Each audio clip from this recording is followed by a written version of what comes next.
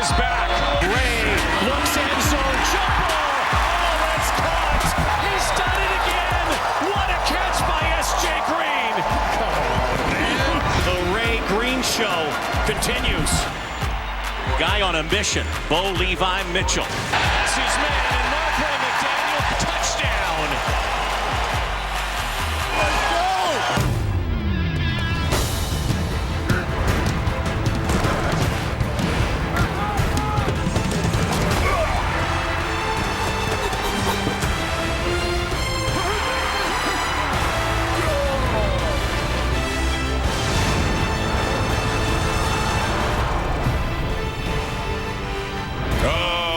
Outside McMahon Stadium in Calgary, where the Stamps haven't lost in nearly 2 years. Why? Because their fans enjoy a nice healthy snack, Milt Stiegel. What do you want? Yeah, give me a little bit more of that. There you go. Calgary Stampeders getting set to host the Toronto Argonauts tonight. There he is, Ricky Ray. He's kind of like his Labor Day a week early against some old opponents and rivals. He was on fire last week. Gonna have his full cast of characters at hand tonight. What about his main target? S.J. Green is on pace for 1,700 yards, a career best. And he's not only putting up great numbers, but he seems to make at least one of those S.J. Green-type catches every game. Last week, Bo Levi Mitchell completed fewer than half his passes, just 237 yards, no touchdowns, 1 pick, but he won. And Bo tends to do that an awful lot, even though his numbers are not as good as they were last year when he was the top player in the Canadian Football League. Welcome to part 2 of our Week 10 Saturday doubleheader here in the CFL on TSN. Rod Smith along with Milt, Matt Dunnigan here as well. Interesting matchup if you look at what happened last week when the Argos were on fire. They demolished the Montreal Alouettes 38-6. While Calgary, more of a defensive game, but they did, as mentioned, got it done. If they do it again tonight against Toronto, they're number 1 in the West Division. They could pass the Edmonton Eskimos and Winnipeg Blue Bombers. Milt, this is a different sort of test for the Argos tonight. Yeah, and you talk about the Argos and that defense. That's what I'm looking at. You know, 6 quarters they haven't had a touchdown scored on them. Corey Chamberlain has those boys rolling. It's going to be a tough battle today, but you look at Calgary's offense, this is not the same offense we've seen in the past. Don't get me wrong. They're winning games. They're doing what they have to do, but they're going to have to be better today against this Toronto Argonaut defense because they're pretty good, man. Yeah, we're looking at Daniels and McDaniel, right? Mm-hmm. Who else? Who else? I mean, you know, I just think I think Ricky Ray's got a full cast of characters back. DeBar Posey's back in that lineup along with Fuller and SJ and Armani Edwards, and I like the way Brandon Whitaker's playing right now. They're going to have to go toe-to-toe with Calgary Stampeder offense. But you're right, Milt.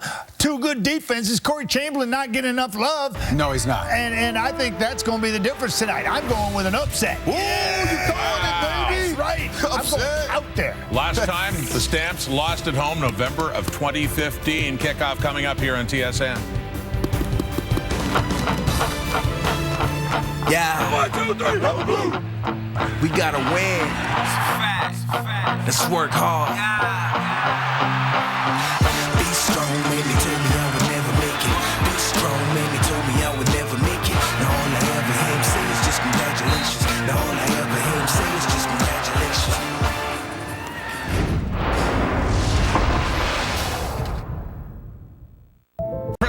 And Glenn Sutter. Thank you, Rod. Big Sky evening in the foothills, a Saturday night special between the East-leading Argonauts and the 6-1-1 Stampeders from Calgary. Well, Ricky Ray against the Calgary Stampeders goes back to the Battle of Alberta when he was an Edmonton Eskimo. He's faced them 35 times and thrown more touchdown passes against the Stamps at 50 than any other team.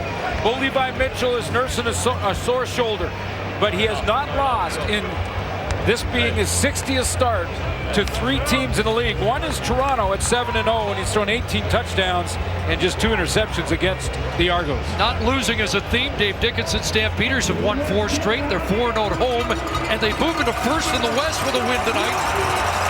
While Mark Trestman coaches in his 100th CFL game tonight, he has a record of 63-36, 4-7 against Calgary, looking for his first back-to-back wins as a head coach of the Toronto Argonauts. They met on August 3rd. It was 41-24 for Calgary. Here's the rematch, and Roy Finch has to field a hot line drive pickoff and weaves his way around the 20-yard line and finally hits the deck around the 24. So Bo Levi Mitchell looking for career win number 50. And as you mentioned, a perfect 7-0 against Toronto. 60th start for Bo Levi Mitchell, and Saskatchewan and Hamilton, the other two teams that in those 59 starts he has still not lost to. Toronto Argonauts the third. Again, he's got that sore shoulder, but practiced all week. They've said he made the throws necessary. Season low 21 points last week in a grinded out win in BC. They'll give it to Jerome Messam, first carry of the game. Messam nicked in that game against the Lions and was somewhat questionable during the week, and he gets swarmed early as we set the offense. Yeah, we'll watch Jerome Messam because he is a little banged up, so we're going to highlight him and take a look. The backup will be Roy Finch, the returner tonight. That'll change the Canadian ratio. I expect Markway McDaniel to be a primary target for Bo Levi Mitchell. Last-minute change on the O-line. Shake Bergman, a last-minute scratch, and they're going with Justin Renfro from out of Miami. Number one team in points scored and fewest sacks allowed, and a drop here by Anthony Parker on a second down toss that was on the money from Bo Levi Mitchell. Yeah, throw looked good, shoulder looked good, just a drop. This is how the Calgary Stampeders, although they won last week against BC, this is exactly how they started it. In fact, it was a drop by Mark and Michelle early that would have been a touchdown throw from Mitchell in their first series. Another drop and they're off the field. Season high 7 2-and-outs last week and a 2-and-out to open here for the Stampeders as Rob Maver, the Brampton product, gets set to punt to Martese Jackson from the 32-yard line. That's a 51-yard punt and great cover on the play as he's taken now by Shaq Richardson. And here comes Ricky Ray, who has passed for over 300 in 7 of 8 starts. The only exception, the game against Calgary, in which he was knocked out. 209th start. I mentioned 35 games against the Calgary Stampeders, the majority of those as an Edmonton Eskimo, but a 14-21 record against the Stamps. And has lost his last 5 against Calgary. 2-5 as an Argo quarterback in the regular season. He got him in the Grey Cup in 2012. Looked good last week. One-man rush for the Stamps. An extra pump and a completion to DeVere Posey right back in the lineup for the Argos after missing 6. He got off to a good start first 3 games of the year. Well, the season opening game he had just shy of 150 yards receiving. So yeah, DeVere Posey back in the receiving corps, another target. Will Campbell, couple of starts for him at left tackle. Or for Posey, 2nd and 6. And a completion here to S.J. Green with the flag on the play. But S.J. Green comes into the game 2nd in receiving behind only Greg Ellingson of the Red Blacks. And looks like this reception to Green is negated. Offensive pass interference. Toronto number 19. 10-yard penalty. Still 2nd down. S.J. Green is going up against, right here, up against Brandon Smith. And watch what he does on this outcut. Brandon's in his way and he just says, yeah, I'm going to go over here, and kind of manhandles him to the ground. Penalty flag, though, and puts him back in 2nd and long.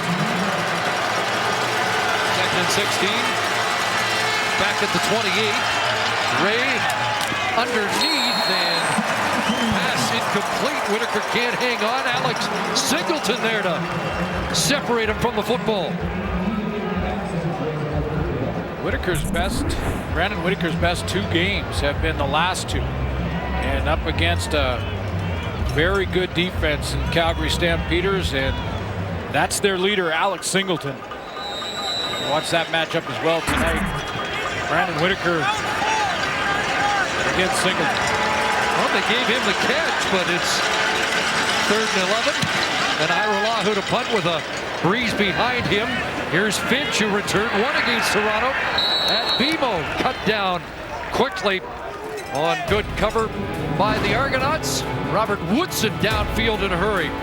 So Bo Levi Mitchell goes back to work, looking for his first 300-yard passing game in his last 5 starts. Out to start on an absolutely perfect night for football here in Calgary. Stamps the highest scoring first quarter team in the league against an Argo defense that didn't give up a point last week against the Alouettes.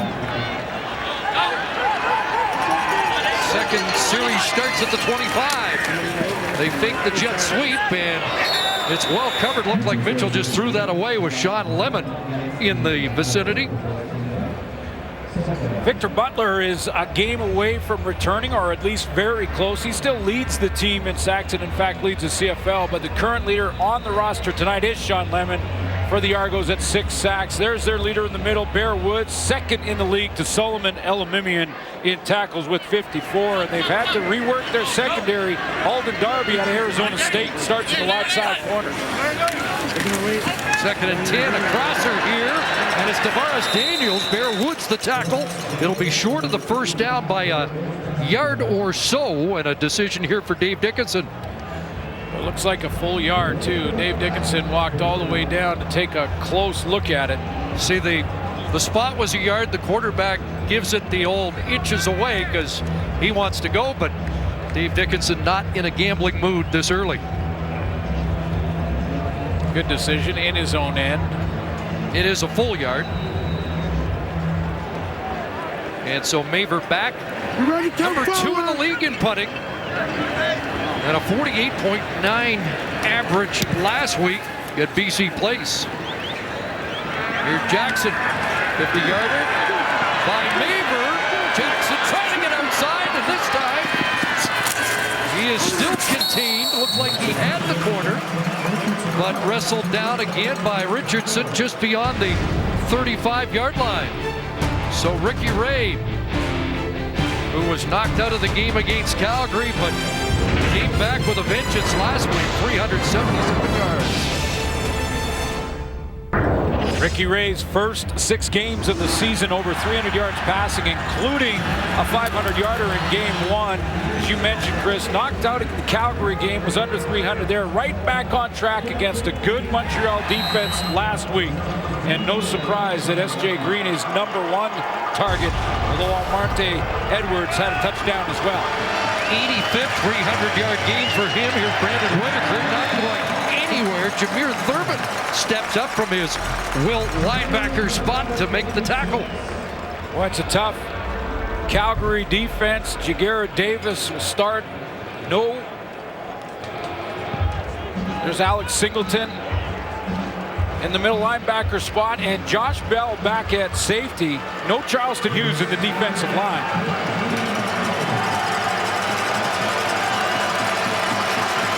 Great passing down, 2nd and 13. Pressure on. Jagarrett Davis can't bring it down. And now Ray is going to just throw it away. Too much pressure. Derek Wiggin picked up the chase. And Ray couldn't find anybody downfield. Nothing fancy defensively here. They're just basically sending 4. And Jagarrett Davis is going to get pressure off the edge. No Charleston Hughes in this one. It'll be James Vaughters and Jagarrett Davis. So 2 of the top 3 defensive teams of the league have generated 4 consecutive 2-and-outs to start this game. And here's Finch wrestled down as the cover team gets it done, led by Levi Noel with his 11th special team tackle on the season.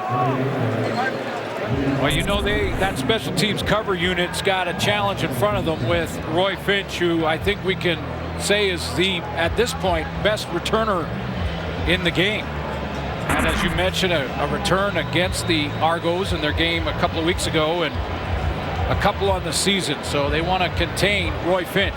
Finch 7 for 164 on the returns against the Argos, including a 103-yard touchdown return. So who breaks the ice first on offense? Messam, nothing doing as he gets stacked back. The Argos #2 against the run. Good middle linebacker play here tonight. I mean, you've got the Argos, Bear Woods back there. I mentioned his tackles, also fourth in the CFL in defensive plays in total. So you got the leader of Bear Woods up against Jerome Messam here tonight, and then Alex Singleton against Brandon Whitaker. A little different type of matchup because Whitaker will come out of the backfield and catch the ball more than Messam, but good linebacker play here tonight for sure. Both running backs over 5,000 yards in their career. Messam hit that mark last week. A flag down over the middle. Pass is caught.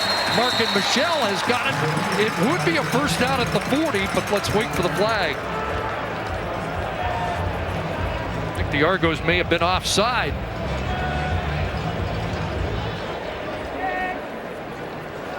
Offside. Toronto, the interior line. That penalty's declined. First down. Good for Markin Michel to catch one early, dropped a touchdown pass in the first play of the game against the BC Lions, and comes back, and his first target comes up with a nice catch over the middle, just inside of Bear Woods.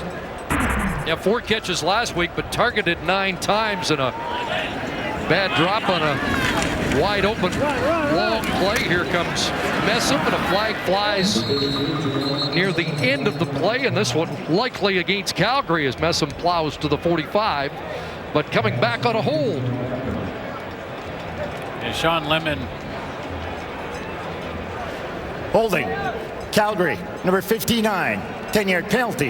It remains first down. You can always tell where the holding occurs when the defensive lineman is waving his arms frantically at the ref.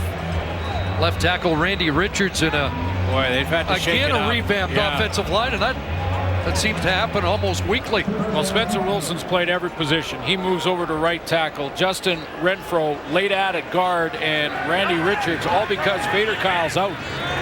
So 3 imports on the offensive line. Draw play, and the Argos are waiting for it. There's Dylan Wynn, Jeff Finley, the interior of that defensive line for the Argos. And they have stepped up in the absence of 3 starters being down early this season. Right down Main Street, Jeff Finley. Bull rush, help from the outside, and just blows it up. And this is, again, that offensive line we're talking about. We'll watch that tonight and see how they do against a good defensive line. Even missing Victor Butler, missing Ken Bishop up front for the Argos. Still leading the league in sacks. And Cleon Lang. Yeah, absolutely. Second and long, they swing out to Finch in space. And Marcus Bowl gets there, drills him out of bounds at the 36. And the punt team will come on. Corey Jamelin's done a nice job, though, defensive coordinator for the Argos, of making sure that not only do the backups and the PR players on defense get reps in practice, real reps, defensive reps, not just card reps, and also that they switch positions. So he's going to have the defensive corners play a little halfback. Some will play as safeties. They'll move them around in practice. Same with the guys up front. So they know and understand all the different areas. I think that's why their defense has been good through these injuries. Baker's boot, not as deep. Jackson at his 36. And he'll bring it back to around the 48-yard line. 12-yard return after a 39-yard punt. Best field position start for Ricky Ray in a defensive first quarter. Mentioned DeVere Posey back off the 6-game disabled list and more than delighted to be back in uniform. I can't wait to smell the popcorn and hot dogs. Just that game day atmosphere, you know, just the tailgating. I missed it all. You know, being around my guys, the euphoric, you know, just the emotion you get on game days. It means a lot to me. I mean, that's why I play football, playing in games. Nice reminder of the passion for the game that is so prevalent in this league. Jagarrett Davis will drop Ricky Ray for a sack. First time they get to Ray tonight. And Davis with his first sack of the season.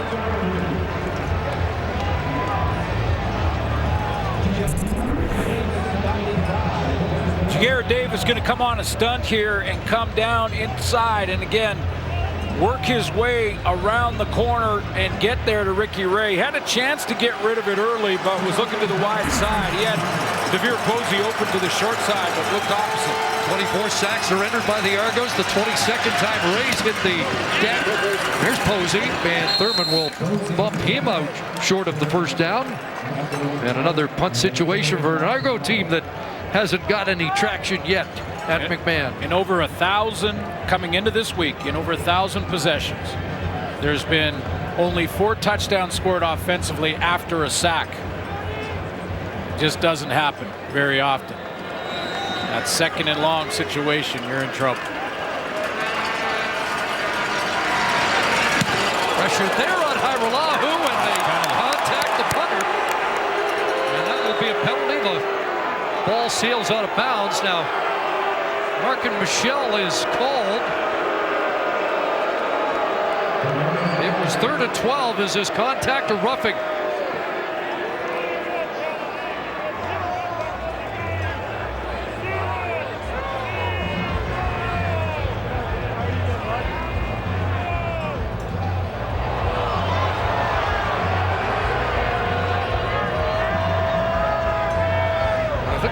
Looks like it's going to be a 10-yard penalty. It'd be 3rd and 2 if they take the call. Contacting the kicker, Calgary number 40. That penalty's declined. First down, Calgary. And so the penalty declined because they liked the punt and the lack of return. Levi Mitchell warming back up. Here's a look at the penalty call. It's actually number 80 who I don't think can touch him. A month ago in a victory over the Saskatchewan Roughriders here at McMahon, Toby Antigua getting the arm of Bo Levi Mitchell in the throwing motion. It tweaked something. He has not had a 300-yard game since. A lot of speculation about the shoulder. With more, here's Jermaine Franklin on the sidelines.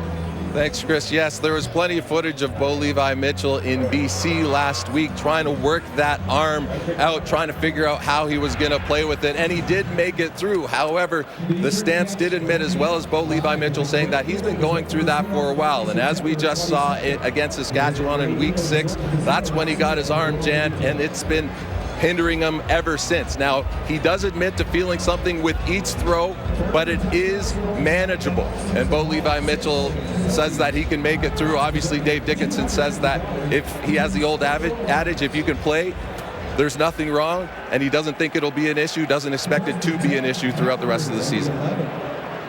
Was 6 for 19 in the first half of that Lions game when the eyebrows started to be raised. 9 for 12 in the second half. Got the job done, and now 4 for 6 here in the opening quarter after that completion to McDaniel. Yeah, I guess the concern is, and the questions asked by the fan base here in Calgary is, is there any way that he could hurt it worse by playing? But obviously, Dave Dickinson and the specialists and the doctors will make sure that he can't injure it further, obviously unless he gets hit, but he can't injure it further by just throwing the ball. He took the reps in practice, he made all the throws in practice, and he's going to have to work through a little bit of pain and soreness, but he's good to go. Big down here, 2nd and 7, deep in their own zone. A crosser, Daniels has got it, and has a clutch first down.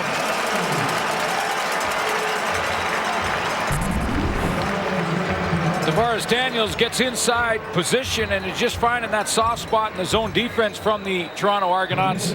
Cassius Vaughn gets there first. 15 yards and a first down up to the 29. 3 receivers to the near side. Pass for McDaniel, and he was just unable to reel it in one-handed. Right now, Bo Levi Mitchell, as far as targets goes, he's looking between the hash marks a lot in these first couple of series. Markway McDaniel here just misses, but it's been a couple in there. Markin Michel, Tavares Daniels, now Markway McDaniels, all between the hash marks, kind of testing Bear Woods and his ability to drop and play against the pass.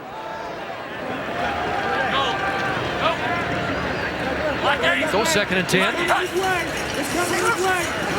Pressure on Mitchell.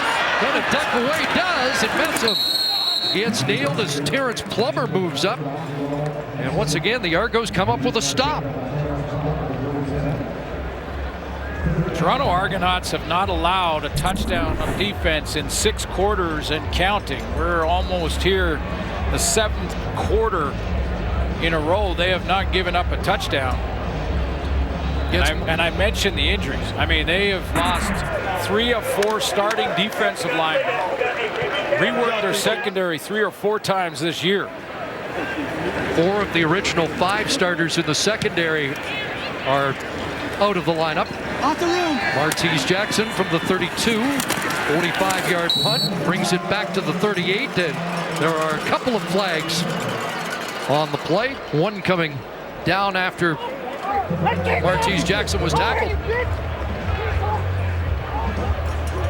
So with 2 great quarterbacks, one that actually Googled the other when he was first learning about the CFL, and Bo Levi Mitchell Googling Ricky Ray. Big-time quarterbacks are struggling against these 2 good defenses. Devon Claybrook's got his group playing very well, ranked at the top of a lot of statistical categories, and so are the Argos. It's in the air. Holding. Toronto, number 20. This is a 10-yard penalty that will be applied from where possession was gained. We also had an illegal block on Toronto, number 24. That penalty is declined. First down, Toronto.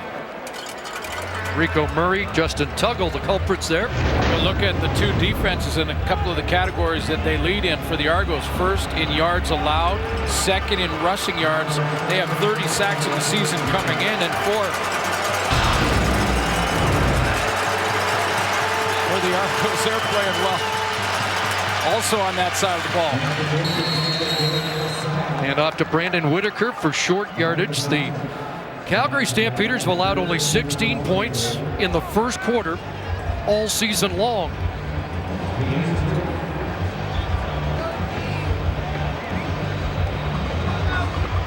Singleton having some words at the Argo huddle.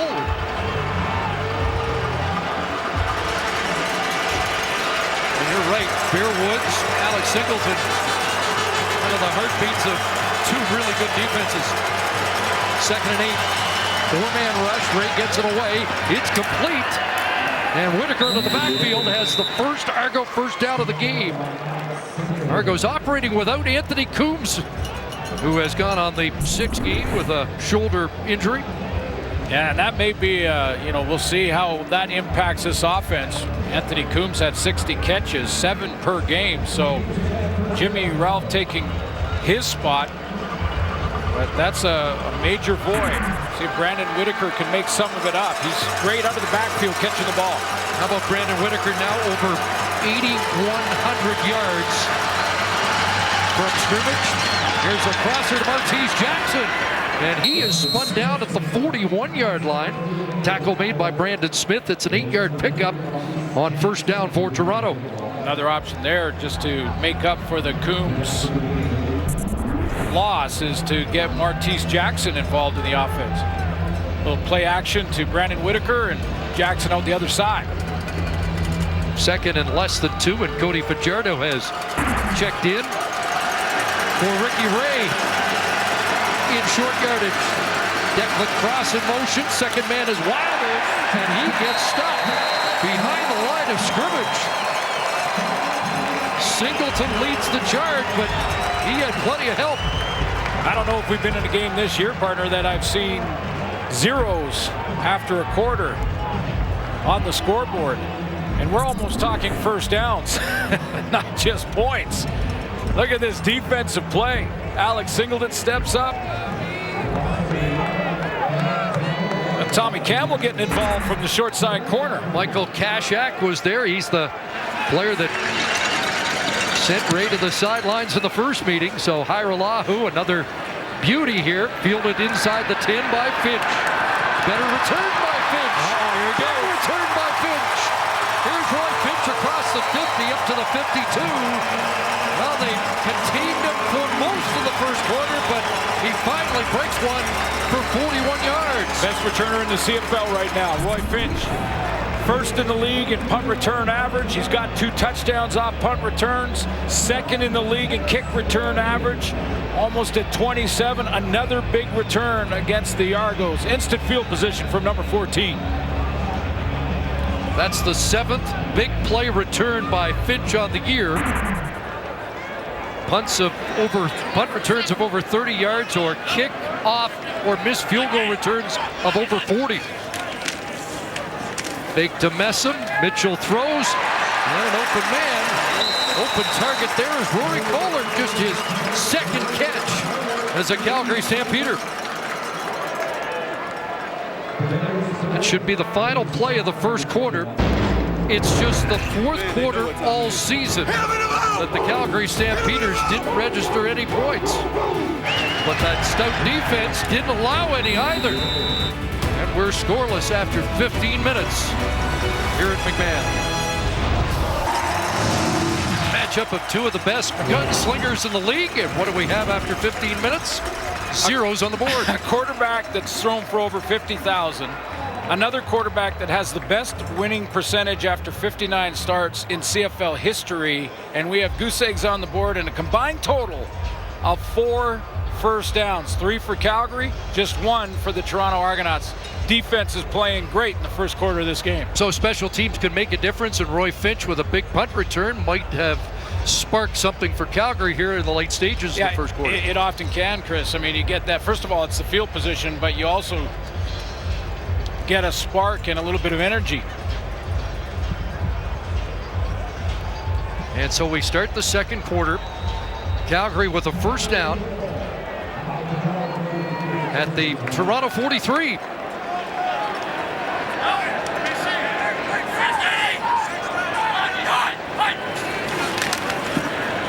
Fake to Messam. Mitchell had pressure on.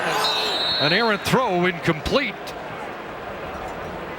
Cassius Vaughn came on a blitz and just got a piece of Mitchell as he was trying to throw that corner route to DeVaris Daniels. He comes right off the edge, and he just gets a piece of the Calgary quarterback. Smart play by Vaughn not to get his hands up around the face mask and helmet of Mitchell. Not draw a penalty. Vaughn's usually the strong side linebacker. Looks like he's playing safety, and Matt Black has gone to the corner on 2nd and 10. And that pass is caught. Did they get a foot down? Mark and Michelle brought it down, and the officials are going to say, they're going to confer about it. Was he? The ruling on the field is the Calgary player was forced out of bounds. It is first down Calgary. Yeah, he would have come back down inbounds if not forced out. So it's an 18-yard catch. So they're going to mark it as a 20-yarder. Good speed on that route from Mark and Michelle, and pushed by Brandon Harris there. The opinion of the official would have come down. Would have come down had he not been contacted. And now the handoff up the middle. Jerome Messam found a little crease that time. Wrestled down by Dylan Wynn, but a little more room for Messam, who hit 5,000 yards. A little slow to get up there. You see that return, as you mentioned, Chris. Roy Finch gives them field position, gets the bench up off their feet, or on their feet, and gets the offense with a little bit more jump in their step. See that route from Mark and Michelle on that out route? Full speed off the line, driving his man back. Good run on second down, or on first down there from Jerome Messam. All from Roy Finch in his return. So the Stamps into the red zone. Second down, handoff Messam. He's going to get stacked up short. Averaging 93 yards a game on his last 4 starts. And it's going to be third and at least a yard. See where they put it. Just inside the 15. They have to get a full yard from there. Dave Dickinson, when he sends Andrew Buckley in short yardage on third downs, is 15 of 15 this year. He's got to have confidence deep in Argo territory. That helps with this decision. Call it a yard and a half.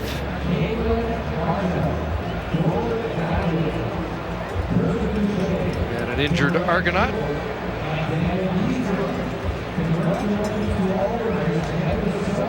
Is that Cassius Vaughn? Or no, it's Kadarius Ford. One of the newcomers in recent weeks to that Argo secondary. Without Owusu Ansah, Jermaine Gabriel, Johnny Sears, Josh Mitchell.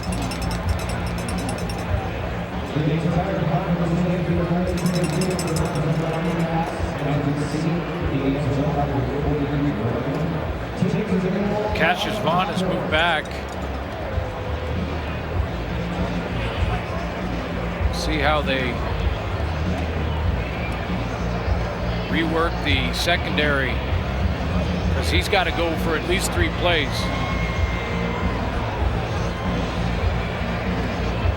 But it's 3rd down and 1.5 yards here. Andrew Buckley and the short yardage team in for Calgary. Not likely to be passing on this down, but you never know.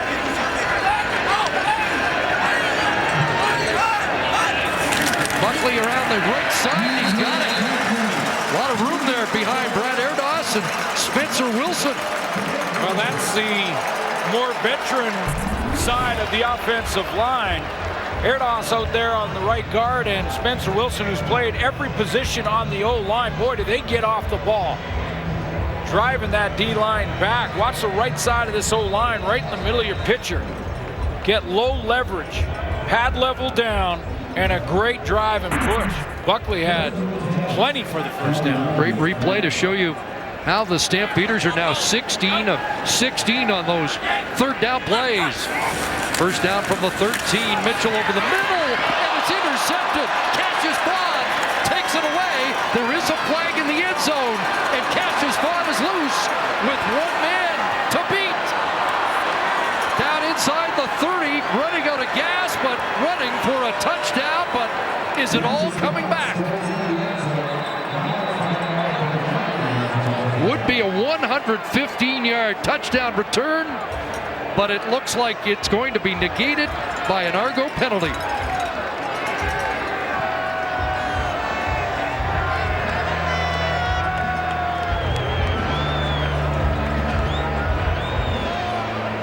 Boy, that looked like a clean break on the ball from Cassius Vaughn. Defensive pass interference.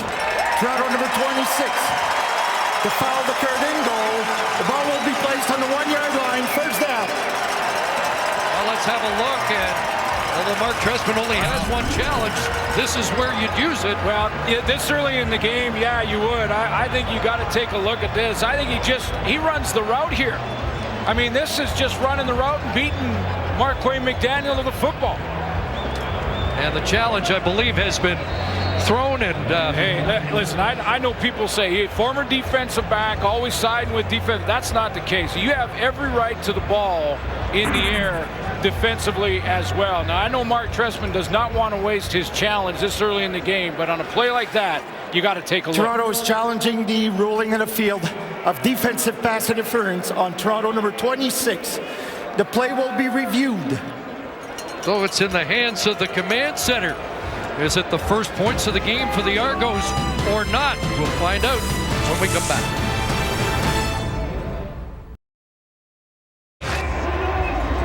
After review, the ruling on the field is overturned. There was no pass interference on the play. Toronto has intercepted the football and scored a touchdown. A touchdown is scored by Toronto. Correct call made. And Mark Trestman would like to have held that challenge till the second half at least. On a play like this, where you're not only taking points off the board for Calgary, but Cassius Vaughn scores on this, going all the way back and runs the route for Marquay McDaniel. He does not impede him to the spot. He runs the route for him, plays the football in the air. That's tremendous defense and a pick 6. Boy, we've had a few of those. We had 2 last night. And Vaughn with his 3rd interception of the year. And one against Montreal last week. And an even bigger one here. Maybe fitting that it's defense that scores first here in this game. What's on? What's up, baby? What's up, Pop? Yeah. Are you out? No. You gonna take some plays? You out? Hey, 6-year NFLer. You going out for 2 Hamilton Tycat comes over and plays a new position and has played it well here in Toronto, although he's been moving around, as you mentioned, in that ever-changing Chamberlain defensive secondary. That's just a great play. Anticipation on that in route. So right now, jumped it. in the corner. First guy to the ball Rico's in the half, and took it to the house. Rico's in the half. Now Corey Chamberlain's moving guys around right now. He's got You can Rico hear that. Murray moving to the halfback Because spot. Murray started on the corner. Murray started on the corner. Kadarius Ford seems like he's out for now anyway. See how they line him up, because Keshwan's got to catch his breath and get back out there. Just the 5th interception tossed by Mitchell on the year, and you don't see him throw many in the red zone. But that wasn't a mistake by Mitchell, in my opinion. That was a defensive play made by Cassius Vaughn. A takeaway.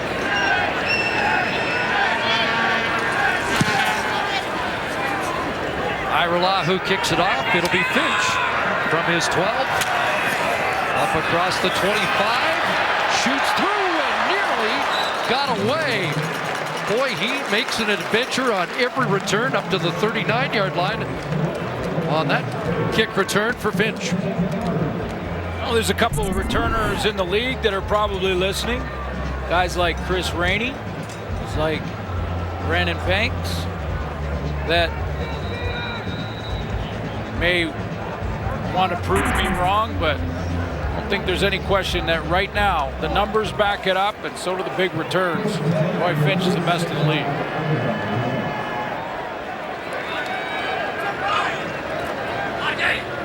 So first down for the Stampeders. Calgary 38 over the middle. There's the connection he wanted with McDaniel, and back into Argo territory. A huge hit at the end of the play. Marcus Ball, Rico Murray, Bear Woods all there, but it's a 23-yard pickup for McDaniel.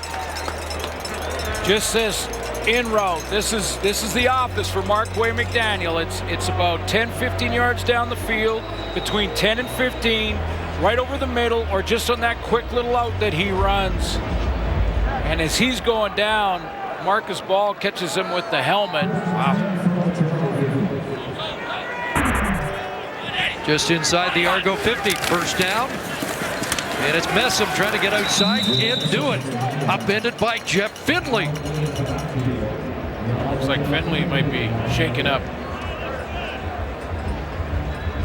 Young player who's really come into his own with the opportunity. Couple of sacks in the first game against Calgary, 4 on the year, and he's not right. He's going to have to take a knee. Yeah, Marcus Ball, I think, just said, wait a minute. You don't, you're not sounding clear. Whatever it was that was the trigger, and his teammate said, no, get some assistance here.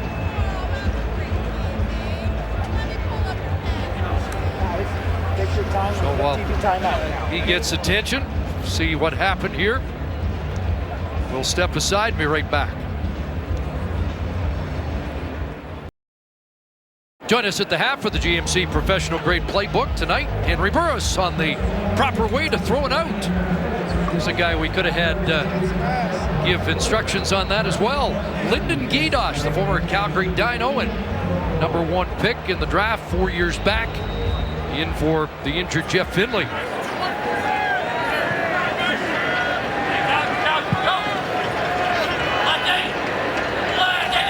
Second and 10 from the Argo 50. 4-man rush. There's the out. And it is a first down. Jawan Brescison with the catch. Mississauga native moves the chains. Well, this one can be added to the playbook here for Henry Burris, and it's great timing. It's Brescison getting outside leverage so that when he makes that speed cut, that cut to the out, ball's already on its way from Bo Levi Mitchell as he's making his break, and it's almost impossible to defend for a defensive back when it's thrown on time like that. You got to take away the inside because it's an easier throw. Right to the first down stick against the newcomer Alden Darby. Fake to Messam, Lemon on the rush, and the catch is made by Michelle. Matt Black on the field corner makes the tackle, but it's an 8-yard pickup for Michelle. Boy, Bo Levi Mitchell is so good at just avoiding pressure or just throwing around it. Watch how Sean Lemon comes off the edge here, and he's pretty much clear in the throwing lane, and Bo just throws it between his hands and up and over his shoulder, and then drops it right to his receiver, Michelle.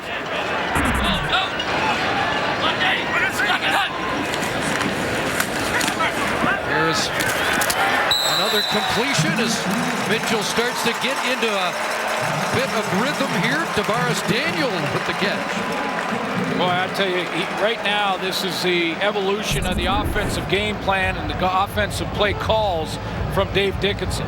In the first quarter, we saw Bo Levi Mitchell attack between the hash marks. A lot of in routes, a lot of dig routes. Now he comes back in the second quarter and he's throwing a lot of out routes. Right when you think you've got him figured out, he's going to switch it up on you. Matt Black's moved back to safety. 1st and 10 at the Argo 21-yard line. Mitchell now out of the pocket, throws, and it's knocked down. Brandon Harris there to knock it away from Markway McDaniel.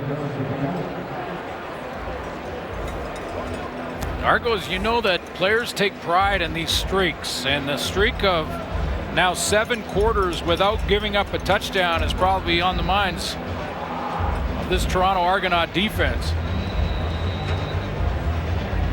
Need to stop right here to keep the streak alive. There's a streak that they'd like to break. That's Calgary with 13 consecutive wins. Actually, Argos have lost 7 straight to Calgary. Cup, 2nd and 10. Mitchell stands in to the end zone. Touchdown! What a catch. Daniels hung on with Brandon Harris hanging on. Tavares Daniels is going to out-muscle Brandon Harris for the ball, but the Argos sent all 3 linebackers, and it was blocked up well enough so that Mitchell could put this low and inside to give Tavares Daniels a shot at this catch. He's going to throw it right down low and inside, so there's no way that Brandon Harris can get up and around that. He can't work around Tavares Daniels. Great job at both ends, the throw and the catch. 3rd touchdown of the year for Daniels, his 2nd against the Argos. Rene Paredes has missed the convert. Paredes missing for the 4th time. Martese Jackson will bring it out and steps out of bounds, so there will not be a repeat of the Duron Carter sojourn of last night on a missed convert. But the Stampeders get on the board. How about this catch with Harris draped all over him? A Calgary touchdown to get them within 1 of the Argos.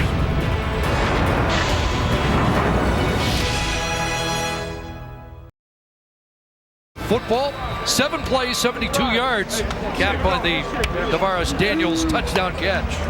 And the Argos streak, not giving up a major, ends on that throw. 7.5 quarters. Martese Jackson from his 6. Up across the 25, flag comes down, and he gets taken down at the 47-yard line. Charlie Power, one of the power guys on the teams, has his 9th special teams tackle.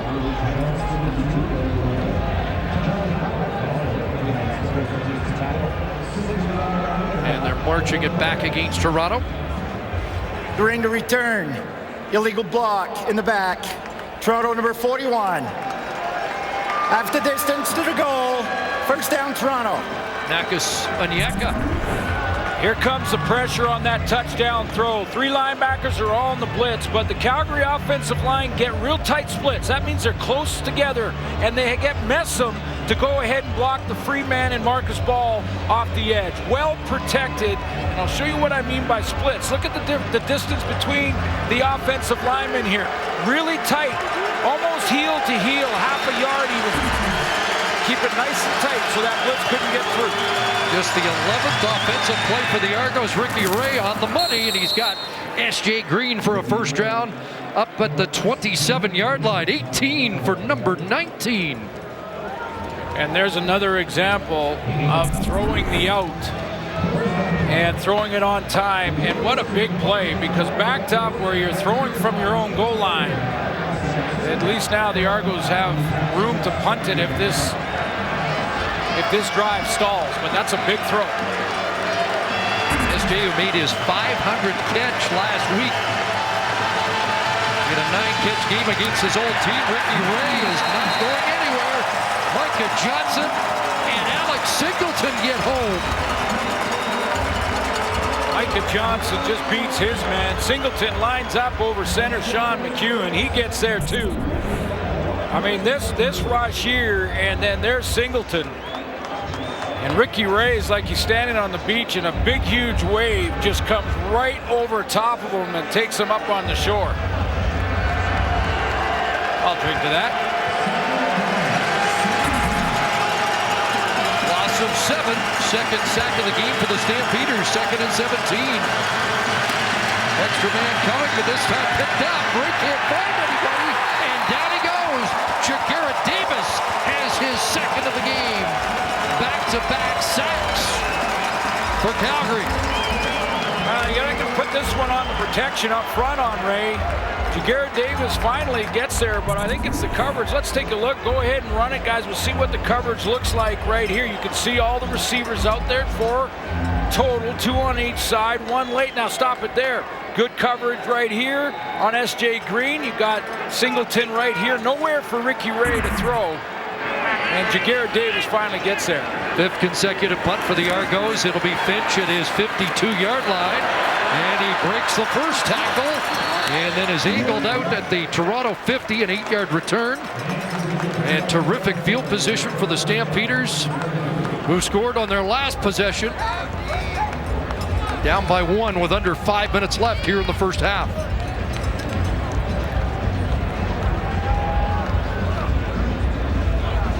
Just me, or have you noticed that quarterbacks, couple of quarterbacks in the league, just before they come out for every series, they throw one on the sideline to the backup quarterback? Trevor Harris likes that, I think. Absolutely. Yep. It's like they get their first completion before they get out there. Get a little momentum.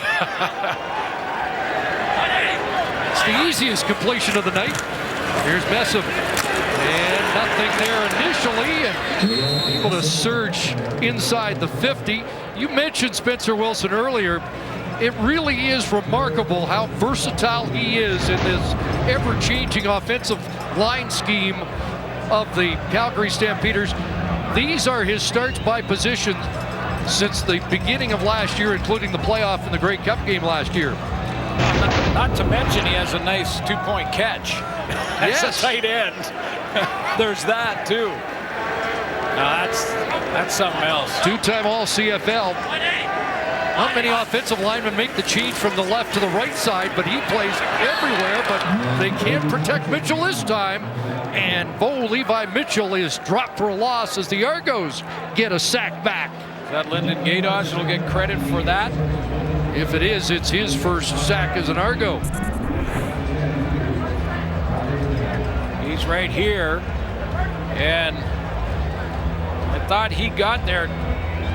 Sean Lemon, yeah, it is him. First touch. Bo gets tripped up. Argos had 6 the last time they played Calgary. And that is their first of the night. So a 2-and-out at midfield for Calgary. Maver so good at finding the corner. Looks like he's got it again, and he does. Bounce it out at the 7. That's the 7th time this year that Rob Maver has put it inside the 10. Well, this is one of the advantages of having 2 kickers. I know the advantage of having one that can do both, and that helps you in the roster in other places, other ways. But having 2 kickers on your roster means that all week in practice, they can work on their specialty, on their thing. And Maver has got that angled kick, getting it out of bounds inside the 10 down. And a holding call didn't pick up the number, and they take it half the distance, so they're in between the 3- and 4-yard lines for this start. 46-yard punt into the corner for Maver. Ray started the last series at the 9 and haven't been able to put first downs together here against Calgary tonight. Last 3 possessions, the 21-yard line. They start the 9, and this time the 3. They'll fake to Whitaker, they'll throw back, and Cross has it, makes the first man miss, and away he goes. The McMaster product up across the 40, and that gets them out of a hole. Cross, who has a couple of touchdown catches on the year, has one of his biggest plays, a 40-yarder. Their secret weapon. He's become a valuable guy. 14th catch, had a 45-yarder earlier, and a perfect call against pressure to dig the Argos out of a hole at the 3-minute warning. Dominated by defense, we'll take a closer look at the Cassius Vaughn pick six and that challenge, essentially a 2-touchdown swing. Also earlier highlights, Ottawa hanging on to beat BC despite a great comeback effort by Travis Lulay. Let's go back to CC and Sids. No shortage of points this afternoon. We had 85 last night. The points hard to come by here. 13 with 7 scored by the defense. Hand off to Whitaker. Short gain. Singleton, another tackle. See Brandon Whitaker there when he saw Singleton coming? Brandon Whitaker will make you miss, and he's a tough guy too. But he saw Singleton coming downhill, and he just said, okay, and got down and absorbed the hit. Singleton 4th in the league in tackles. That's respect for the middle linebacker. Number 3 in the league in defensive plays. 2nd and 6.5. Here comes pressure. Ray has it knocked down. So they turn up the heat. Singleton again. Boy, do they overload the right side of the offensive line for, look at this. Josh Bell's down there. Here comes Singleton. I think it's Singleton that gets his hands on this throw, but they're loading up that right side of the offensive line and outnumbering the protection. Was Singleton his 3rd knockdown of the year? He had a monster game against the Argos 3 weeks ago. 7 tackles and a sack. Iralahu with the punt. Finch at the 21. And up across the 30-yard line before he's taken down. 2 minutes remaining for Bo Levi Mitchell in this first half. Which is lots of time. But, as the panel will discuss at halftime, good defensive performance by both teams here tonight so far. Is on pace for over 300, which is a little surprising considering the flow of the game. Yeah, I think mostly this quarter. A couple of drives in this quarter. And the 1 touchdown throw to Tavares Daniels.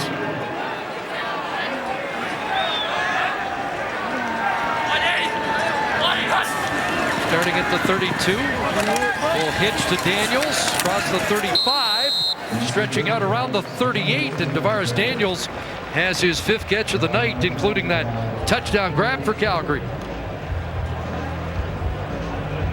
7 for Daniels. It'll be 2nd and 3. And every yard hard earned so far. Mitchell, the outlet here to Messam, cut down at the 40, and that's going to be short of the first down. The Argo defense again. Messam doesn't like the spot. Marcus Ball trying to help the officials get it back to the 40. Bear Woods talking to the Calgary bench. It's a great tandem. Marcus Ball, Bear Woods, they watched a ton of film together. This kind of play doesn't happen by accident. They work hard at it, and they got some help over there by all. Well, with Ball, Woods, and Singleton, you have 3 of the top 6 defensive players. It's like Qdarius Ford back in there, I think. At halfback. Injured in the first quarter. The Ricky Ray's going to get one more chance with the football here in the first half. Martese Jackson at the 23. Trying to kick it outside. And then gets run over as he cut back into traffic. And is brought down by the rookie Julian Lynch out of the University of Saskatchewan, making his CFL debut. Well, touchdown passes hard to come by here tonight so far, but the second half may be different. Lots of weapons, and Ricky Ray, over 100 touchdown passes on 2 teams, only player to do that. 201 with the Edmonton Eskimos. 100 now with Toronto. Tracy Ham, Tom Clements. Ray 7 for 9, 91 yards here in the first half. Throws the out here, and S.J. Green can't make the play against the 10-year veteran Brandon Smith, who just happens to be out of the same school as Ricky Ray, Sacramento State.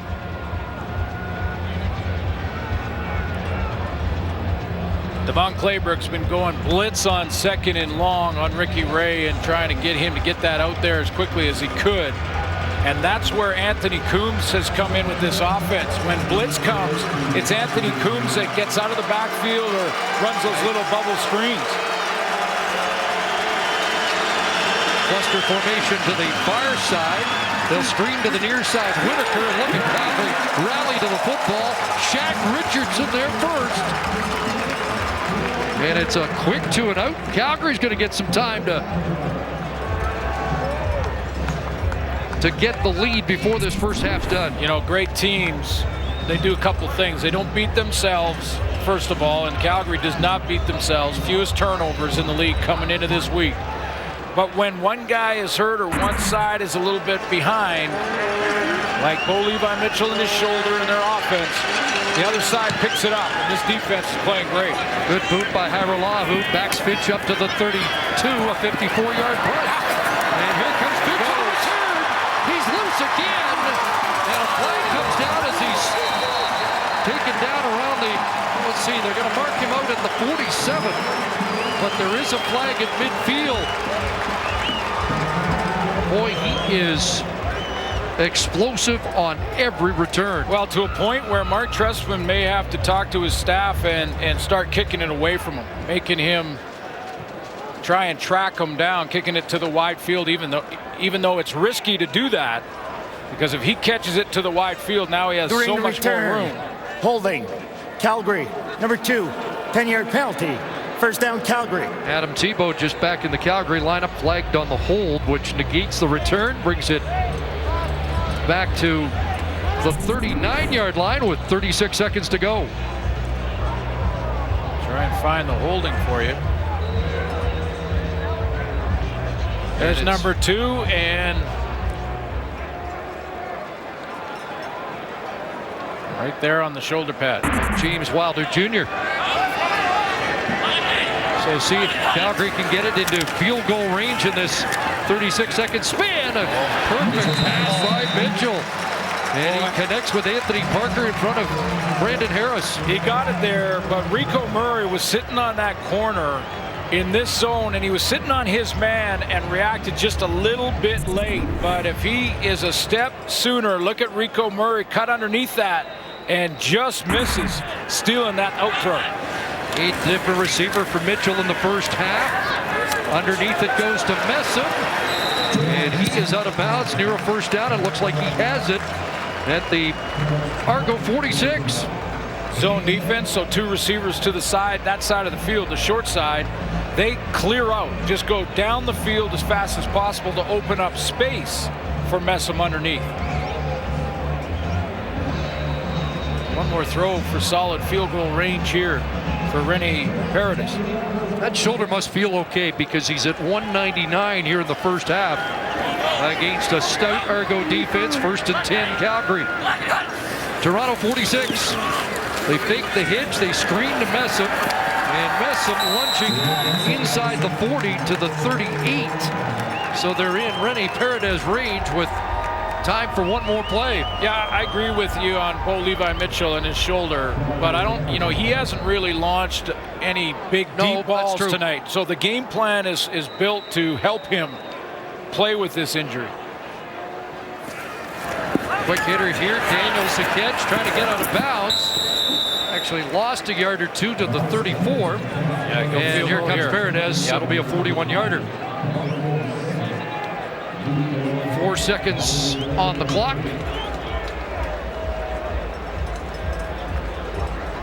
Now, having said that, he was working that shoulder against the BC Lions last week and then threw a 65-yarder down the sideline. That's what was puzzling. That was probably the most impressive throw of the game. But it looks good. His accuracy is there. The timing is there. And we'll see if in the second half he launches a couple of deep balls. So from 40 yards out, Paredes is on the money, and Calgary will take the lead at the half. But the points hard to come by. 40-yarder by Paredes gives the Stampeders a 9-7 halftime lead as we head back to the studio. Here's Rod Smith. Thank you, CC, along with Milton Matty, and fittingly, with the first points of the game scored on defense, we're going to start there. A very defensive first half. Cassius Vaughn, not only a big play in this game, Matty, he had a big one last week to get things rolling against the Montreal Alouettes. Yeah, he did. Took points off the board for the Alouettes as they were in scoring position last week against the Argonauts at BMO Field. On the 12-yard line, he stepped in front of Ernest Jackson out in post move and made a beautiful play. And just fantastic anticipation and returned it 27 yards. And he actually played the ball as almost as good as he played this one on the dig route from Marquay McDaniel. He read the route and ran it for him. And I hated the fact that Trestman had to throw his challenge flag on this play to get the call right, but he did, and he takes it the distance. That's huge. 2 weeks in a row, defensive player making his mark on the football team. And you talked about it, Matt. They're in scoring zone. You know, this is just about guaranteed they're going to score. May not a touchdown, but a field goal. And he did a great job of stepping in there, making big plays. And this one today, he actually took it back for a touchdown because their offense hadn't done anything. So First that was pick real six big. of his career right there, third interception, and it's been a defensive struggle. 9-7 football game. There's no highlights offensively. No. It's all defense, and the defenses were controlling the line of scrimmage, and that's where it happens. You get Jaguar Davis back, and that's huge for the Calgary Stampeders moving forward, and they're absolutely just collapsing the pocket on both sides of the football for both teams. Both sides. Both of these defensive coordinators are doing a great job. Devon Claybrooks and Corey Chamberlain, they're getting after both of these quarterbacks. They're getting after receivers. They're being physical. Neither one of these guys can get comfortable right now. And that's a great job by both sides of the ball. You talk about it. Toronto, their front four is doing a great job. And their best guy's not even there, Victor Butler. Also, the Calgary Stampeders are getting after Ricky Ray. They pretty much know Ricky Ray is going to be a statue, so they know where he's going to be. In this play right here, 2nd and 2 and 3. They put in Wilder, that big back, to try to get those yards, and he gets nothing. Both of these defenses are playing smash mouth. They're putting the wood on both of these quarterbacks. All the running backs, all the receivers. Thank God I'm not out there getting hit, man. How about Singleton mocking? He's mocking lemon. He's mocking lemon. He's not drinking a beer. He's mocking the lemonator right there in his celebration. And a little tip for tat. I love that. But, dominance on the line of scrimmage for both football teams. Alex Singleton continually being a dominant football player for the Calgary Stampeders. And if there is one defense that is emerging a little stronger, that would be Calgary's. I mean, Bo and the Stamps offense, 222 yards passing now. They did respond very well after the pick six. Only 67 yards passing right now for Ricky Ray. I mean, too many second and longs, right? I mean, second and long. Second and long, and they're just feasting on him, pinning the ears back, and Ricky doesn't have the arm to stick one in there down the football field. He's got to throw underneath, and they're rallying the football. That is a recipe for success for the Calgary Stampeders forcing second and long. They have to find a way to get Whitaker involved. You know, get him early. That'd be good for fantasy. You got him in fantasy. Now, that's what you're thinking. You've been selfish. I'm not mad at you. Well, get him involved. Give him opportunity. Well, I'll tell you what, Travis Luley is getting more involved in the BC Lions offense by necessity. They didn't win that game. They lost in Ottawa. We're going to have highlights, but of course, that has really stirred up the QB talk with BC as Luley is far better than Jonathan Jennings, albeit in a losing cause, I should say. That's coming up here in the CFL and TSN. Yeah. 1, 2, 3, we gotta win. Let's work hard. Be strong, man. They told me I would never make it. Be strong, man. They told me I would never make it. Now all I ever hear him say is just congratulations. Now all I ever hear him say is just congratulations.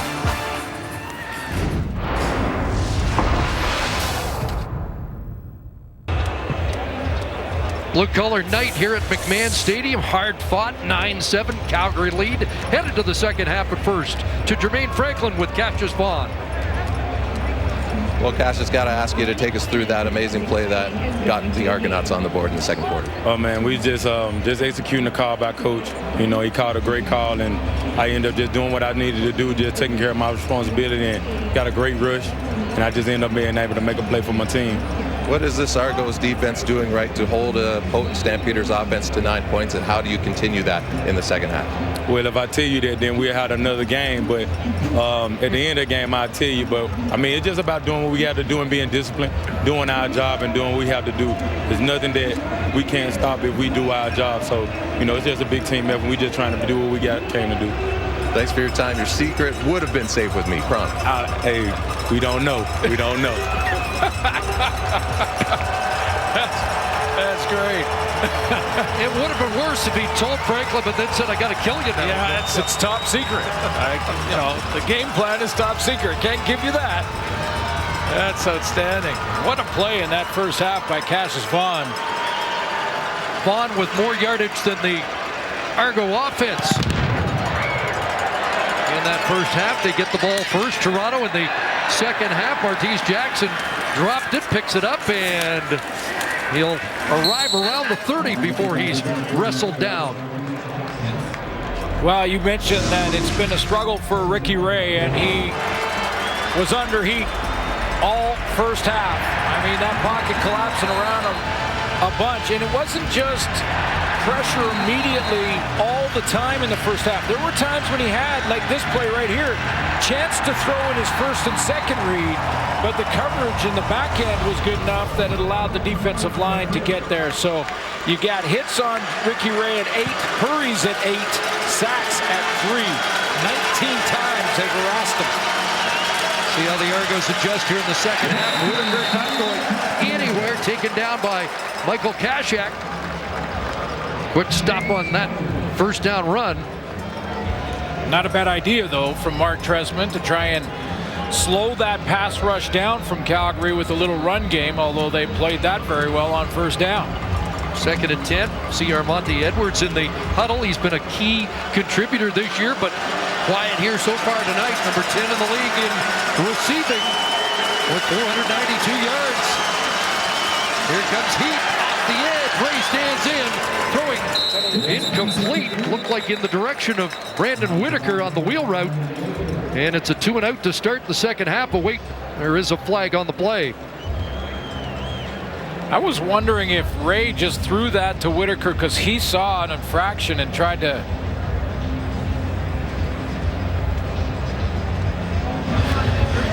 Legal contact on receiver. Calgary number 28, 10-yard penalty. It remains second down. That's Brandon Smith. Well, let's take a look here on the contact. Brandon Smith, number 28, in his back pedal past 5 yards on S.J. Green. No question there. You can't do that any longer after the rule changes. 10-yard penalty, second and inches. Down over. Ray on the sidelines. And Cody Fajardo in. And he's got the first down. Singles at first contact again, but good surge that time by Fajardo. In behind Sean McEwen, the Calgary native, graduate of Notre Dame High School and the Calgary Dino football program.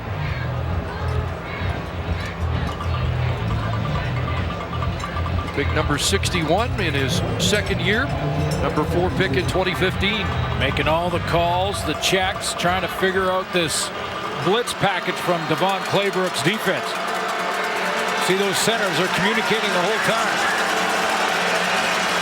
First and 10. Ray, a little more time. And there is Armonte Edwards with a catch. Brandon Smith there to take him down. Edwards' first catch is number 40 on the season. Remember, we showed you those tight splits from the Calgary Stampeders picking up a block there. This is what the Toronto Argonauts have done now too. Gone to those real tight splits. That means getting the offensive line closer together. So when Calgary sends those blitzes like that, it's harder to get through those gaps. They're not as big, and it gives the quarterback an extra second to get it out of there. Just 3 on the completion to Edwards, so it's second and 7. 5 receivers set. Here comes pressure, and the ball falls incomplete as Calgary turns up the heat again. Jameer Thurman on the blitz. There's always a downside to adjustments like that, though. So you bring your splits for the offensive line down in tighter to protect against those interior blitzes and close the gaps. Well, what you've done now is shorten the edge. So guys like James Vaughters and Jagera Davis have a tighter edge to get around to get to Ricky Ray. Second knockdown for Vaughters on the year. 7th consecutive punt for the Argos. And this one going out of bounds short of the 20. So that's an illegal punt and a penalty on the play, which will improve the field position for Bo Levi Mitchell as he gets set to go back to work here in the second half. First down Calgary at their own 38. And you have a theory on why Iralahu kicked it out of bounds? Well, Roy Finch had such a great first half in the return game, and of course he's burned Toronto 2 weeks ago in a return touchdown. So Iralahu here is now trying to kick it away from Roy Finch and trying to get it out of bounds, but he's got to get it past the 20. And this is the downside of trying to avoid a returner that's killing you. You got to try and get it out of bounds or kick it away from him. If it goes off the side of your foot, net 27-yard kick there. Good field position for Bo Levi Mitchell. 4 from Essam, 2nd and 6 here. 5 receivers out. Over the middle. Pass complete. Anthony Parker. First down Calgary at the Argo 40-yard line. He may not have the same zip, and he may not have, the same deep ball, but he's got the great accuracy and touch. That was just over the fingertips of Bear Woods, dropping right underneath that. You can see how close it was, but perfect touch and accuracy from Mitchell on the throw for a 29-yard gain to Anthony Parker. Marked inside the 40 at the 38.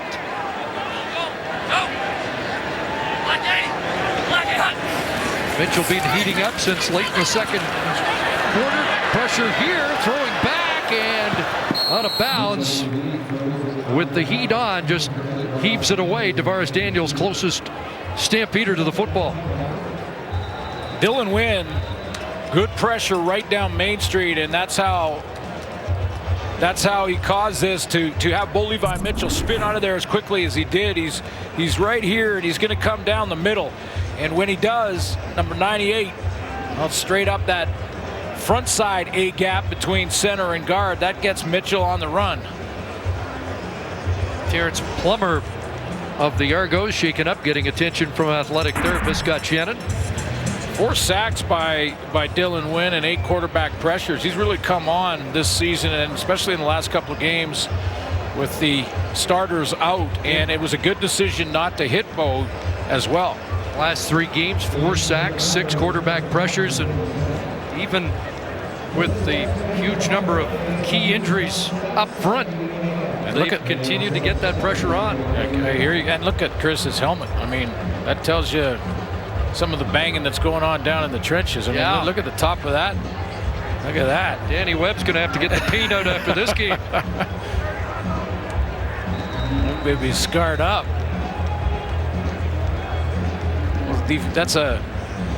They're badges of honor, those marks. Those D linemen and O linemen, they love it. So 2nd and 10. Michelle sprinting to the wideout spot. More heat. Mitchell can load it up. Got Daniels! And it's a touchdown!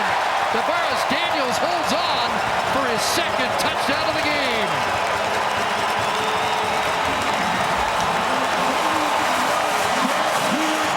Created because Bo Levi Mitchell avoids the rush from Sean Lemon. Sean Lemon is just outside of your screen, and he's coming in on a nice spin move and gets right up there. See Bo Levi Mitchell just bounce outside to buy himself some time in a throwing lane and then throws it out.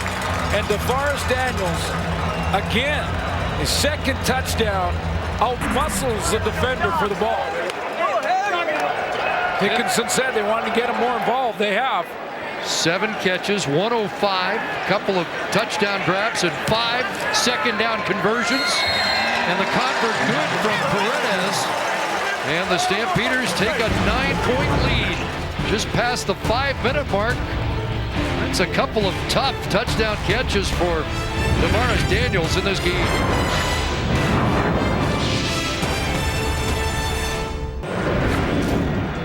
Hey, whether you're running against man defense or zone, you always still want to make your move. This is a 4-deep zone defense from the Toronto Argonauts, and Brandon Harris is one of the deep outside 4th quarter players, but he still makes that outside move. That freezes Brandon Harris, and he gets him behind him. Now he has the advantage and wins the jump ball, but That's Tavares Daniels running his route and running that move in the open field, even if you're not in man-to-man.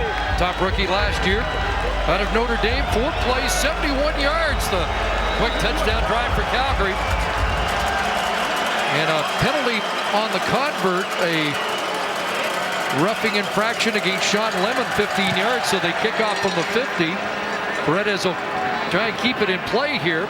It's a live football that Martese Jackson is going to concede a single point, so the Lemon penalty cost them a point. Well, first of all, I'll show you the move here from Lemon on the spin move inside, and that's why Bo Levi Mitchell has to get outside. Now, he's not hit on this play, but if we have time to roll it continually, this throw hurt his arm, and as he's walking, he's feeling the pain. Watch how he loves that it's a catch down there now, but wait. And then all of a sudden it's, yeah, this one is a little sore. So playing through that pain and that deep throw, that hurt him a little bit.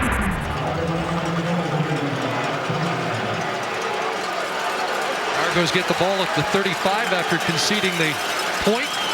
Ricky Ray on a roll. Whitaker has to beat a man. Jamar Wall tracking him there.